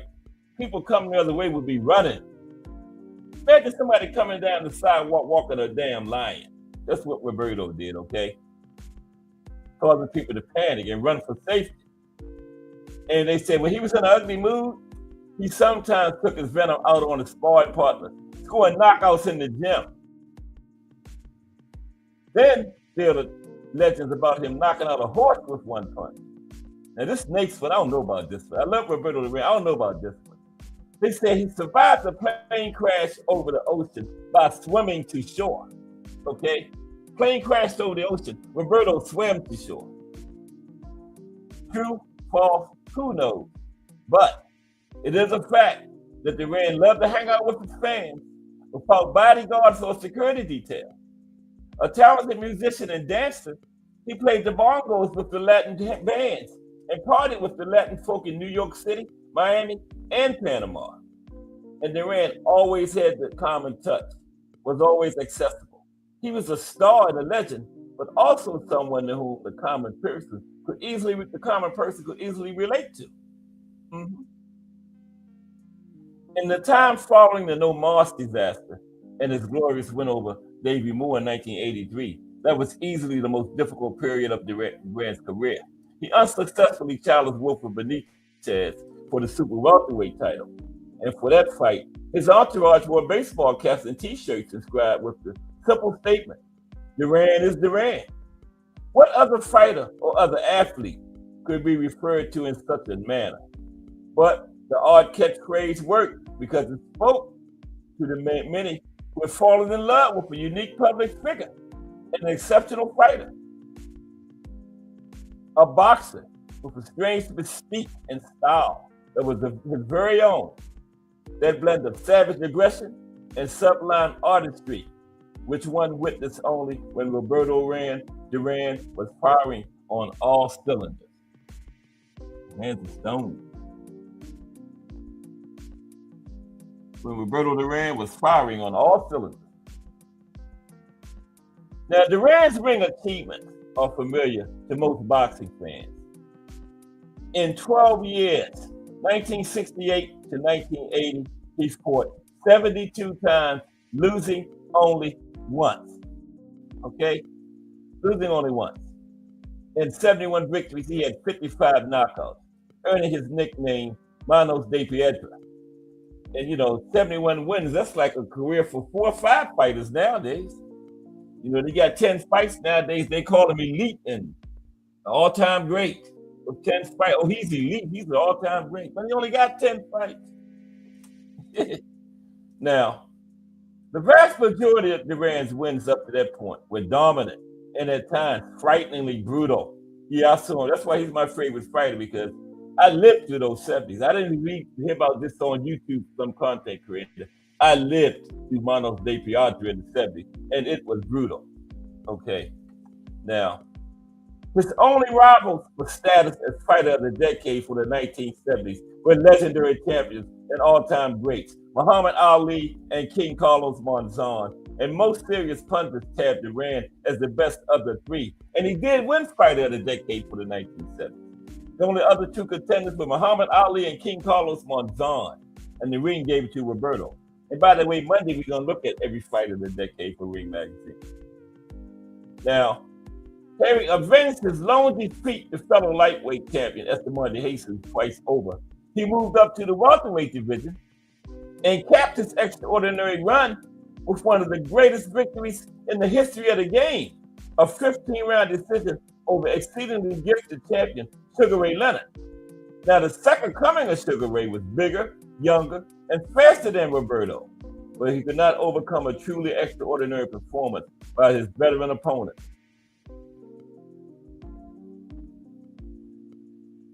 Duran surprised many with his clear-cut win over the sport's biggest star, as he now assumed for himself the status of both the best fighter in the game and arguably the first true boxing superstar from Latin America. Even though Duran spoke little English, his natural charisma transcended cultures and countries, and his huge victory won him legions of new fans. Yeah, I told everybody he was going to win that fight in 1980. He can't beat Sugar Ray. Okay, watch. Watch. Now, the rest of Duran's amazing career was a roller coaster. Huge highs and dispiriting lows. And indeed, part of what makes Duran so special was his ability to resurrect himself again and again, even after everyone else had buried him. Having inexplicably quit against Leonard in their New Orleans rematch, many thought Duran was all washed up right then and there. In 1982, after losing to Benitez and then to an unknown in Kirkland Lang, the upset of the year, the verdict was unanimous. Duran is done. But the universal dismissal of Hands of Stone only made his subsequent win over Davey Moore that much more dramatic and extraordinary. World champion again. His defeats to Marvin Hagler and Thomas Hearns appeared to bring a conclusive finish to his extraordinary career again. But less than 2 years later, he returned. A close decision loss to tough middleweight contender Robbie Sims, Hagler's brother, had everyone begging Duran to walk away. But Roberto persevered, and to the delight of his most loyal fans, he redeemed himself again, scoring another historic win and his fourth world title with the most unlikely victory over tough Iran Barkley in 1989. Hands of Stone back again, champion again. First Latin American fighter to win titles in 4 weight divisions.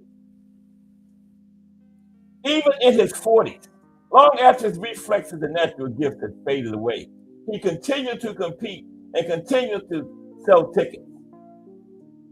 Indeed, Duran never really lost his marketability, that mystique, that unique allure, which inspires such astonishing loyalty and fight fans around the world. He never wanted to retire, and in truth, he never did until it was forced upon him. Injuries from a car accident in October 2001, compelling him to finally step away.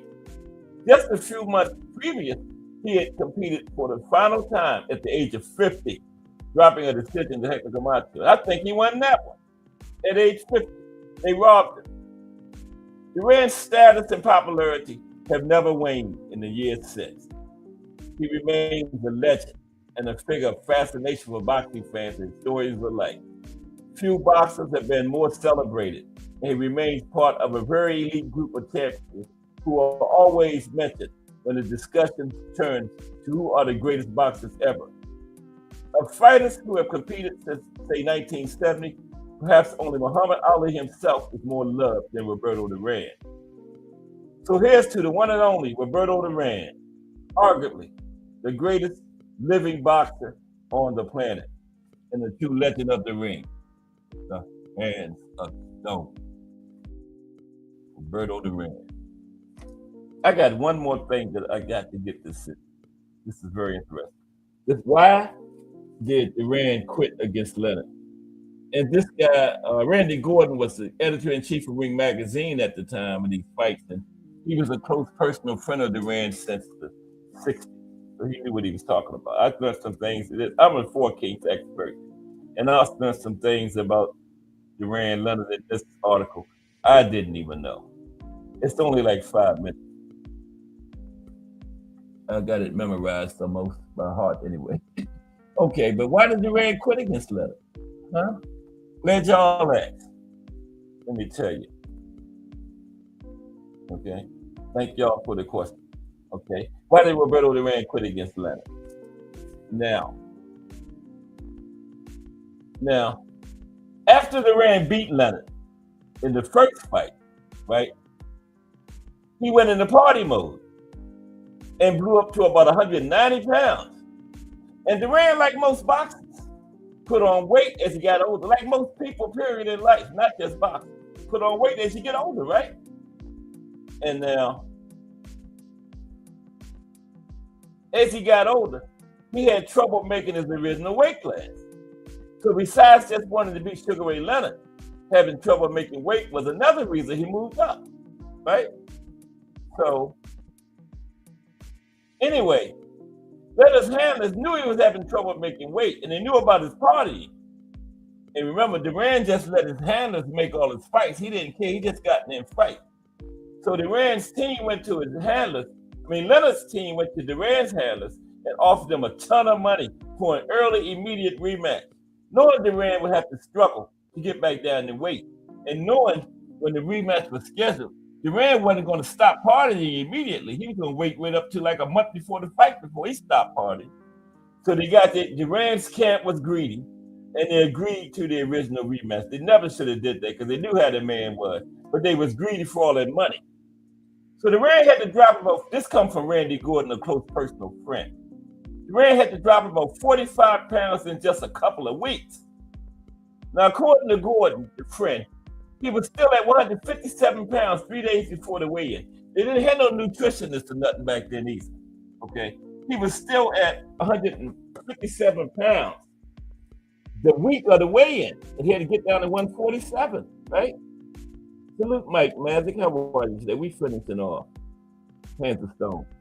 So he had to lose like 10 pounds in like a couple of days. So now he could have fought over the weight, right? He just could have, but he would have lost his belt on the scales. And he didn't want to do that because belts meant something to fighters back then. So he didn't want to lose them on the scales. So anyway, he starved himself and used diuretics. Over those couple of days, he got down to 146, 1 pound under. Now, he still had a little over a day before the fight. And right after the weigh-in, he had starved, so he was so hungry and dehydrated. One of his team threw him an orange. He ate the orange, the peels and everything. You know how you got to peel the orange? He ate the orange like an apple. Just bit into it, ate the peels and everything. The man was hungry. And then after that, he devoured 2 enormous steaks and a huge plate of pasta, among other things, and drank a ton of juice. Right before he made his ring walk, he drank a whole bunch of juice right before that. Now, I'm not making excuses for it. But anyway, the man had the mother of all bellyaches. Simple as that. He was sick, and he was already in poor physical condition from the fast, how quickly he had lost all that weight, right? Already in bad shape. Because remember how Roy Jones was when he came back down, and everybody gave Roy and say, well, Rory's in bed, but they don't give Duran that credit. He's making excuses, he quit. But anyway, he quit for a number of reasons. He was getting embarrassed by Sugar Ray Clown, and he was sick, you know. He felt like crap, and he fought like crap. But he still went out and tried, okay? Because Roberto Duran, sick and dehydrated, is still better than 99.9% of other fighters, especially these guys fighting nowadays, okay? But again, he felt like crap, and he fought like crap that night.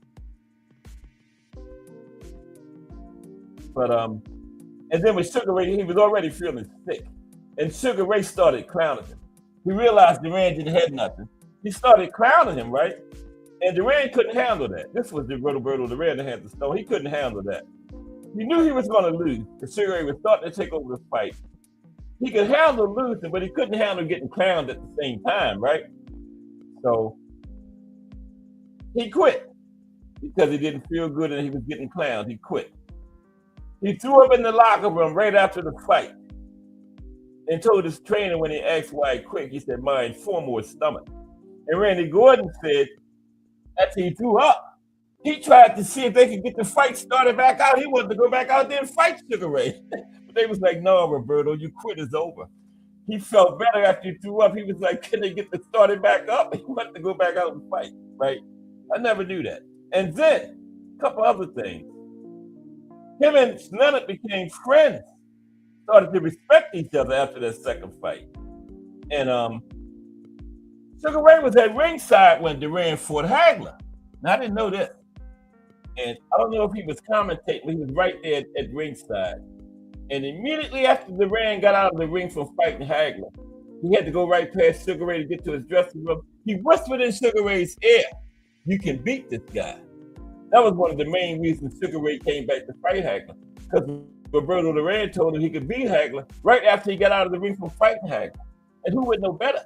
He just went 15 tough rounds with Hagler, and he had like 22 and a half, 15 one 15-round fight in like 7.5 rounds. So he had 22 and a half with Sugar Ray. But I never knew that. But he told Randy Gordon, asked him in the locker room, what did he whisper to Sugar Ray? He said he told him, you can beat this guy. And he told Sugar Ray that as soon as he got out of the ring, he whispered in his ear, you can beat this guy. And that's one of the main reasons Sugar Ray got back in the ring with him. But, and they became best of friends. They were once bitter rivals, but now Sugar Ray and Duran is the best of friends. And there you have it. The Hands of Stone today. Yeah, probably not going to get that link, Arnie. I'm sorry. I just had to get that one in. Yeah. But yeah, he told Sugar Ray as he was walking past him after getting out of the ring with Hagley, whispered in his ear, you can beat this guy. Mm-hmm. And that was one of the main reasons Sugar Ray came out of retirement to fight Hagley and beat him. I didn't think so. But even doing as well as he did, because Sugar Ray had only had one fight in like 5 years. And Duran almost beat him. He was winning after like 13 rounds, but then Hagler was the bigger, stronger man and just overpowered him in the championship rounds, which was like 13 and 14 and 15 back then. And Hagler just overpowered the little guy in the end, but yeah. Because for the most part, it was like a scientific, skillful boxing match.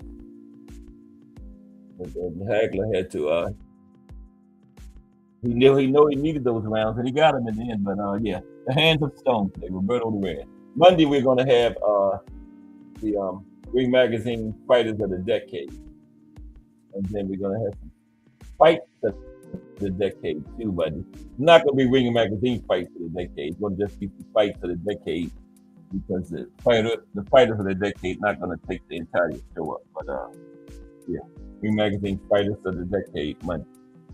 Okay. Duran was it for the 70s. They came down to Duran, Muhammad Ali, and King Carlos Monzon.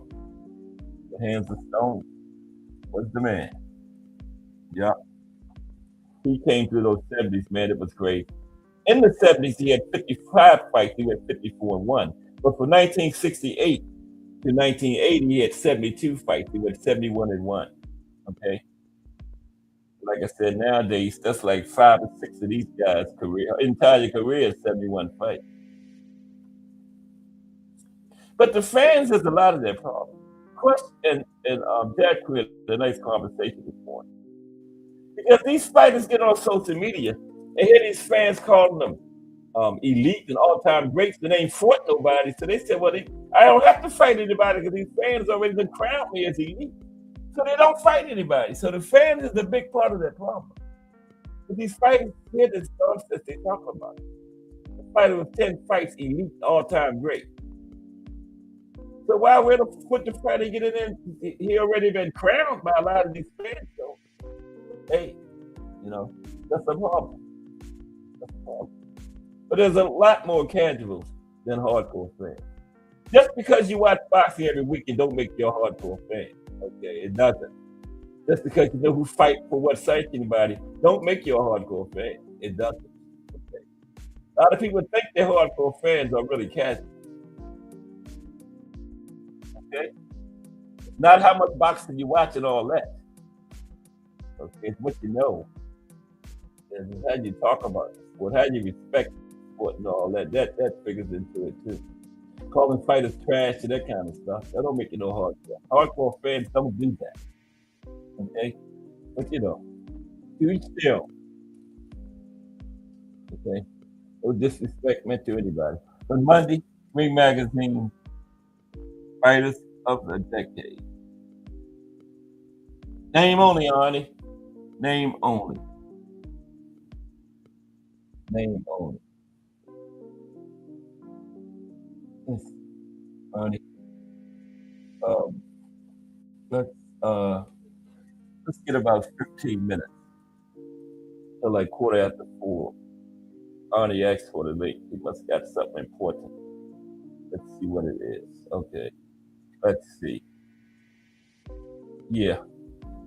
But yeah, the Hands of Stone. Roberto Duran. One of the legendary 4 kings.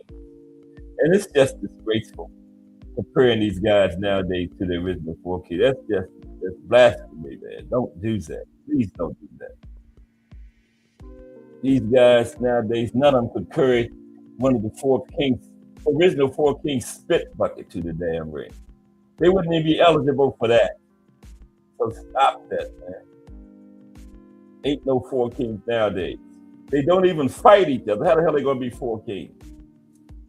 They tiptoeing around, peeking around corners, see who's around that way, running that way. Fighters call them pussies and stuff. They don't even respond. How the hell you gonna call yourself a king? Come on, man. Don't get me started. What Agent Bono say? That's some soft ass shit, man. Soft ass shit. They try to make boxing a team sport. Boxing ain't no team sport. Boxing is one-on-one. Okay? Trying to make it like now we got teams and stuff. I can't fight him. He on my team. Come on, man. Yeah, they're making boxing a team sport.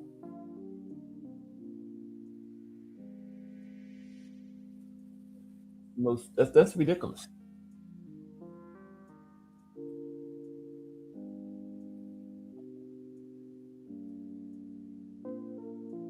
Team boxing. All right, there's the link. Roberto Duran. Yeah. Fighters of the decade, Monday.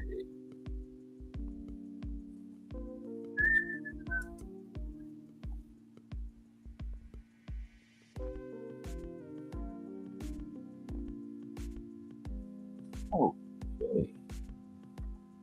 All right. And there's boxing. Arnie Robinson. What's How up, you Arnie? doing today, brother? Oh, pretty good. Pretty good. You're coming through loud and clear, man.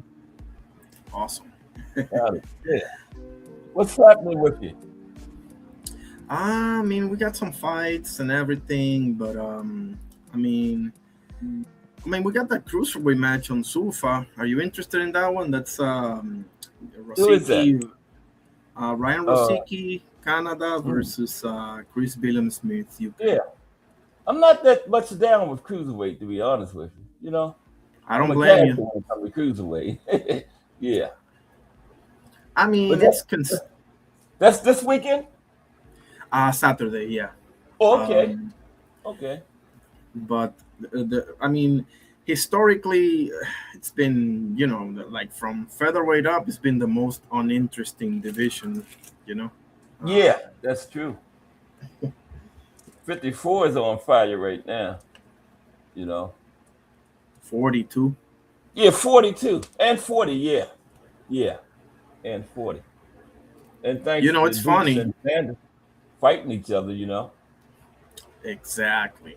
And what's interesting? 40 and 54 are fire, and 2 of the 4, because the 4 flagship divisions of boxing are heavyweight, middleweight, welterweight, and lightweight, right? Yep, that's it. And welterweight and middleweight are pretty much in the sewer right now. Yeah, right now, you're right. Man. You're right. Yep. Yeah, that's one of the originals, flagships, like you say. Yeah. Absolutely, like the Sugar Rays, the 4 Kings, you name it. All of them made that division, and obviously lightweight and heavyweight, we already know. Yeah, that's Saturday. Go ahead. No, not just because welterweight got potential, but they won't fight. They won't fight. I'm getting sick of these guys, man. I'm getting sick of Shakur. I'm getting sick of Devin. I'm getting sick. Keyshawn gets a little bit of a pass, even though he's kind of an idiot. He gets a little bit of a pass because he hasn't been there that long, Yeah. A little one. But these guys have known each other for a long time, like Shakur, Devin, Tank. Yeah. I mean, Tank got his issues and everything, so whatever. I don't know, man. Like they, you know what's funny? They're becoming most known for the fights they don't take, as opposed to Yeah. the ones they do take. Yeah, and the friendship thing. Now I didn't mind like one or two boxers saying, "Well, I known him like this and that." But you can't. But this when this group shit started, man. What is that? Like when boxing is not a team sport. Now you got 4 or 5 of them like a brotherhood or something. Like none of us gonna fight each other. Now it's Yeah, like we don't see right through ridiculous, that man. stuff, you know. Yeah. Like we're not gonna see right through that stuff. Like Now Shakur and Keyshawn, I could have accepted that. They was close. Yeah. I'll give you But like one. like I said, I two can I people can can be close to not. But now you get. That's what I'm saying. One good friend, but now you got yeah. 4 or 5 of them like a team. Come on, man. They got to Nah. stop this. Stop Not only this. that, like We don't need to do they're setting up the rest to fail, because look at Oshaki now. Now you're supposed to go through this guy to get through me. Meanwhile, I'm sitting on the breeze here, chilling, sipping on margaritas. It don't work that way, buddy. It doesn't. No.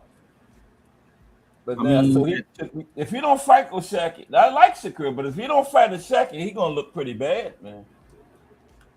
You know.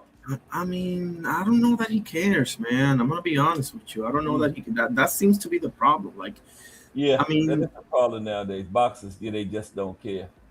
yeah, All they I care about mean, the purses. That's it. get enough people that convince you that you're the man, you're gonna start believing that stuff. Um, Yeah, that's what it's a I say. The shame. fans is a big part of the problem.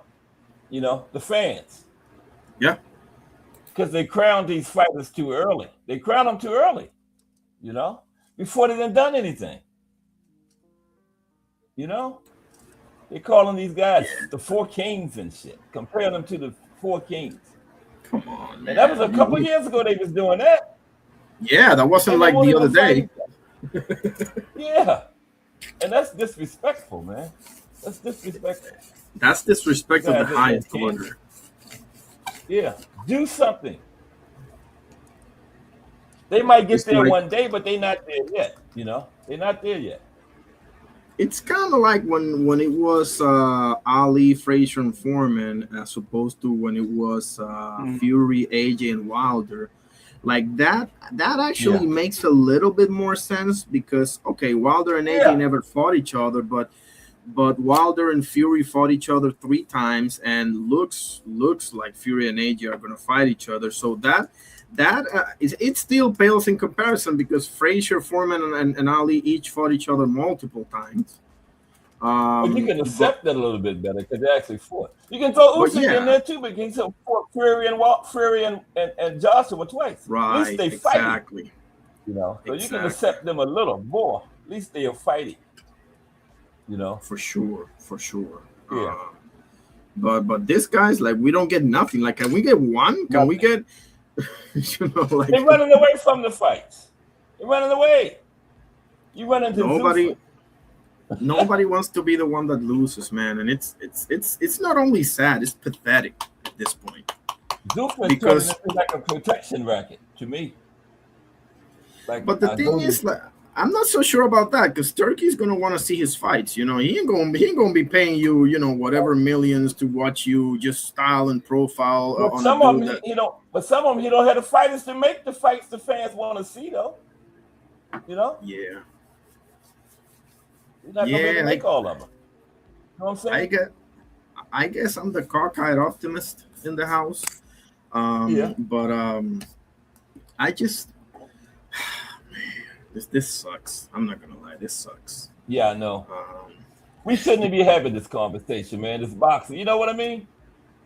This shouldn't exactly, even be a man. conversation. But like It never comes to you. the myth of the that you don't want it to go away. I don't even have to go back in the day to just squash that. I can go today. Look at Fundora. Look at Gary Antoine Rosso. Look at Lamont Roach. Look at Pitbull. Look at Ryan Garcia. Look at I mean, the list goes on and on and on. I mean, there's a ton of dudes that dropped. Loma just came back. I mean, look at Tio. Look at there's a ton of dudes, man. I just don't have them like right away. But I mean, there's a bunch of look at AJ. AJ's still the man, pretty much in Britain.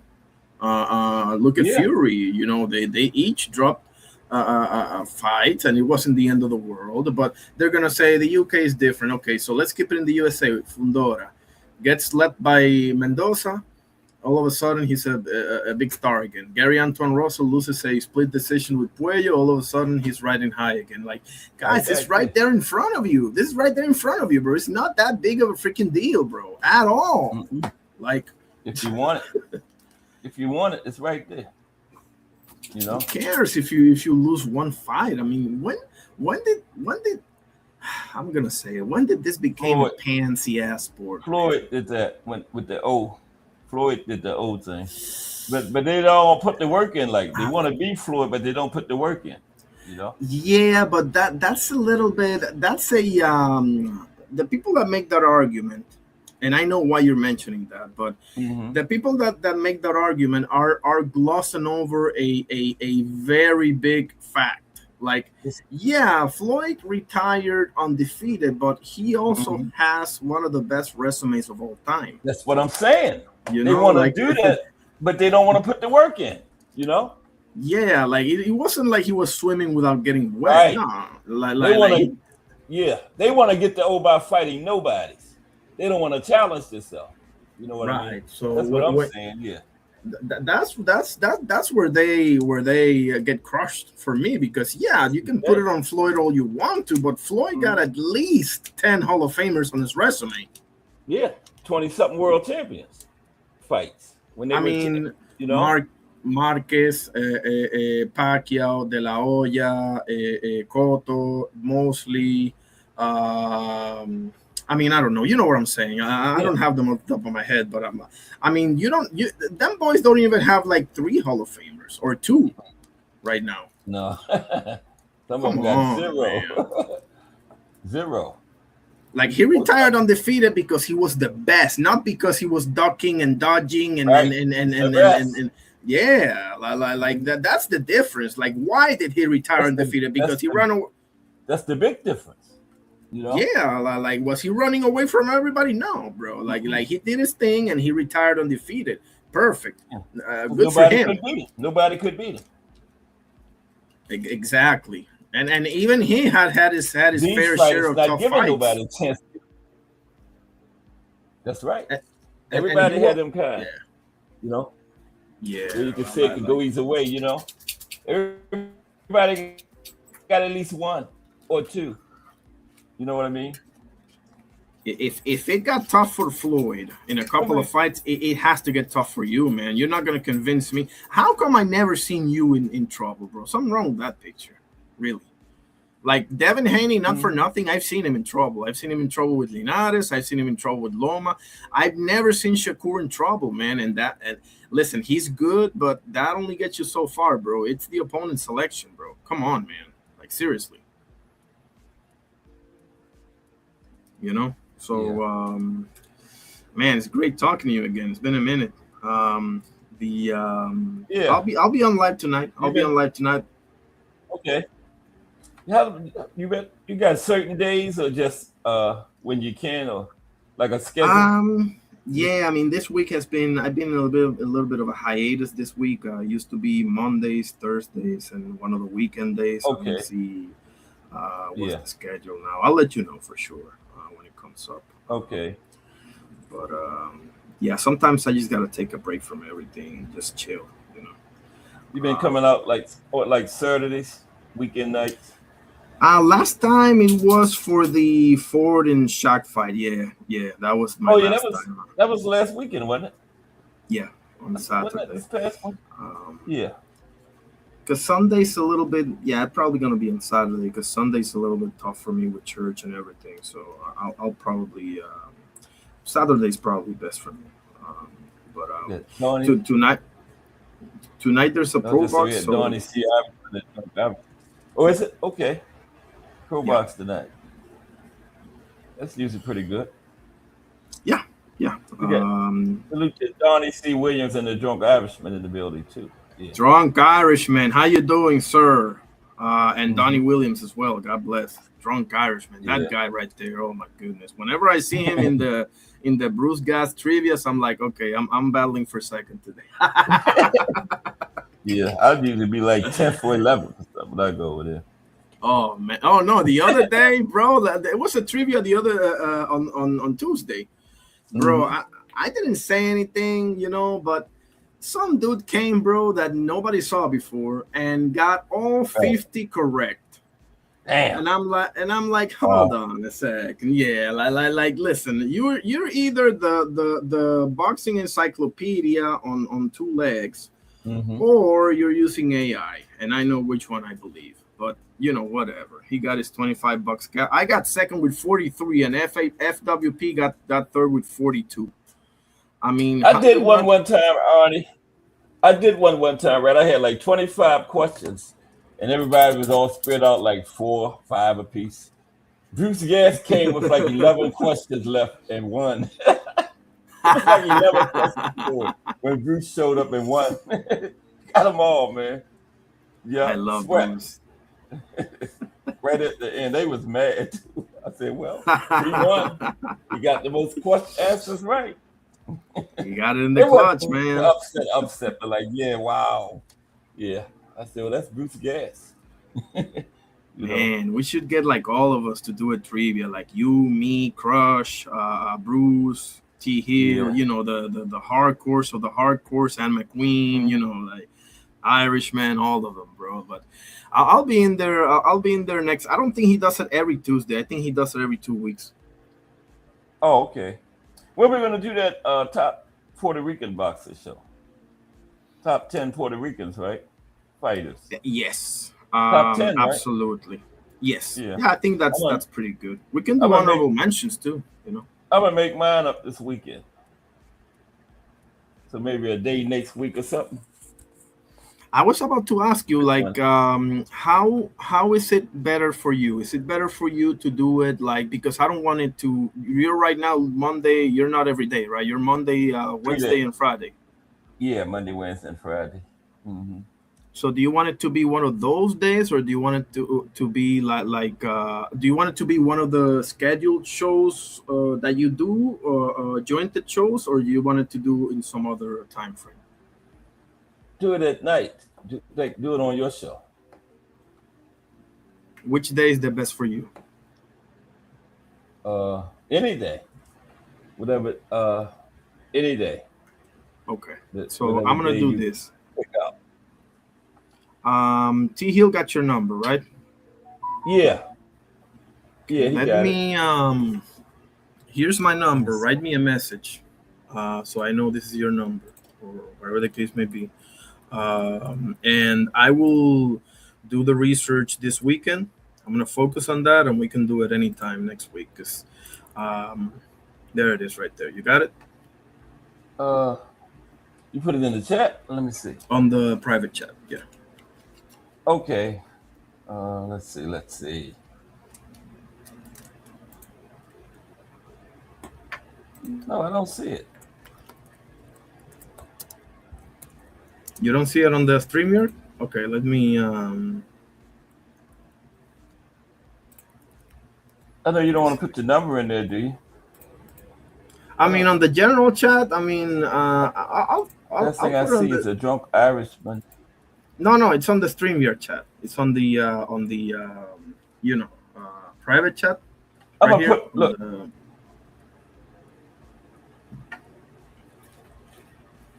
StreamYard chat. Okay. Look, let me do this. You got Gmail? Yes. Email? Yeah. Yeah, for sure. Okay, I don't mind. I'm gonna put my email in there and email it to me, and then I'll call you and give you mine, and you'll have mine. Okay? Awesome. I'm gonna put it in the chat. I don't mind that. Let me send it to you right now. Okay. If I can remember it. I don't use that much. Oh, here, yeah. Then I'll have it. Then I can call you and give you mine, and we'll have them, right? Absolutely. Fingers ain't working right though. Oh, here we go. Yeah. So you coming on tonight though? Let me get this Yeah, number. I'm not come on tonight because God it's damn. been a long time Gmail. coming. What time? What time? Probably 9, maybe a little bit earlier. Because I got to get up early Okay. tomorrow. But, and I want to do like a whole panel. If people show up, I'll do a whole panel and we're going to talk about whatever. Okay, there it is, Arnie. Let's take Yeah, a copy look. that down. See it? At Gmail. I got Gmail too. Yeah. So awesome. Email me your number, and then I'll give you mine. So that way I can direct call you then. Right All right. now, I'm sending it to you. Phone Let number. me know if you received it, okay? I just sent it to you. Okay. Send. There it is. All right. Now I gotta check it. Okay. Then I'm gonna get ready to get up out of here. Well, let me Yeah. do that first, though. I gotta get out of this. Oh, come on, man. Thing moving slow. All right.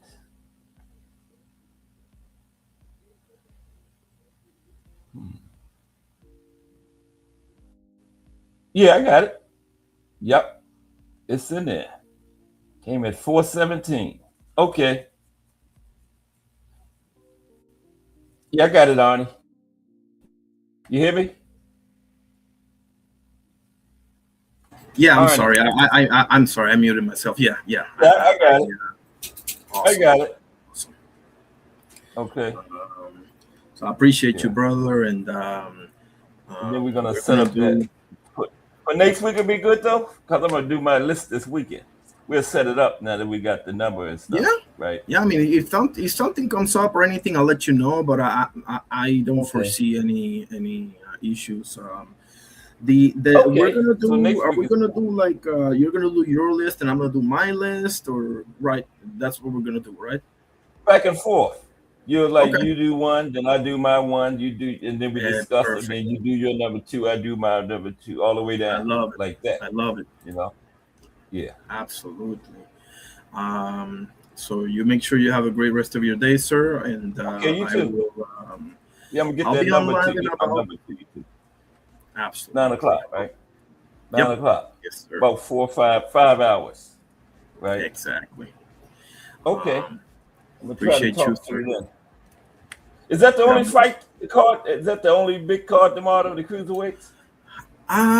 Yeah, because there's a fight in Japan, Luis Neri versus John Riel Casimero, and Okay. also a guy named Jabuki defending his belt in Japan as well. Yeah. And there's Pro Box tonight, but I probably like that one better than the cruiserweights. could be, yeah, not for nothing, because I mean the cruiserweights are fighting for getting Jao Petaya next, so they're fighting for something, Okay. But Yeah. Like eliminator. exactly. Okay. Gotcha. All right, brother. Take it easy. Okay, Arnie, appreciate you. Okay, have a good afternoon. Try to talk to you tonight. Get you that number a little later. Okay. Take care. Arnie Boxing. Okay. We'll be back Monday. We are going to have the Ring Magazine Fighter of the Decade Monday. Okay. I think that's the last thing. We did the fight of the year, the fighter of the year, the round of the year, the upset of the year. Oh, knockout of the year is next week. We haven't did that yet. Knockout of the year, then fight of the decade. So knockout of the year Monday. But everybody have a great weekend. And I will talk to everyone on the other side of the weekend. Appreciate y'all. I'm out.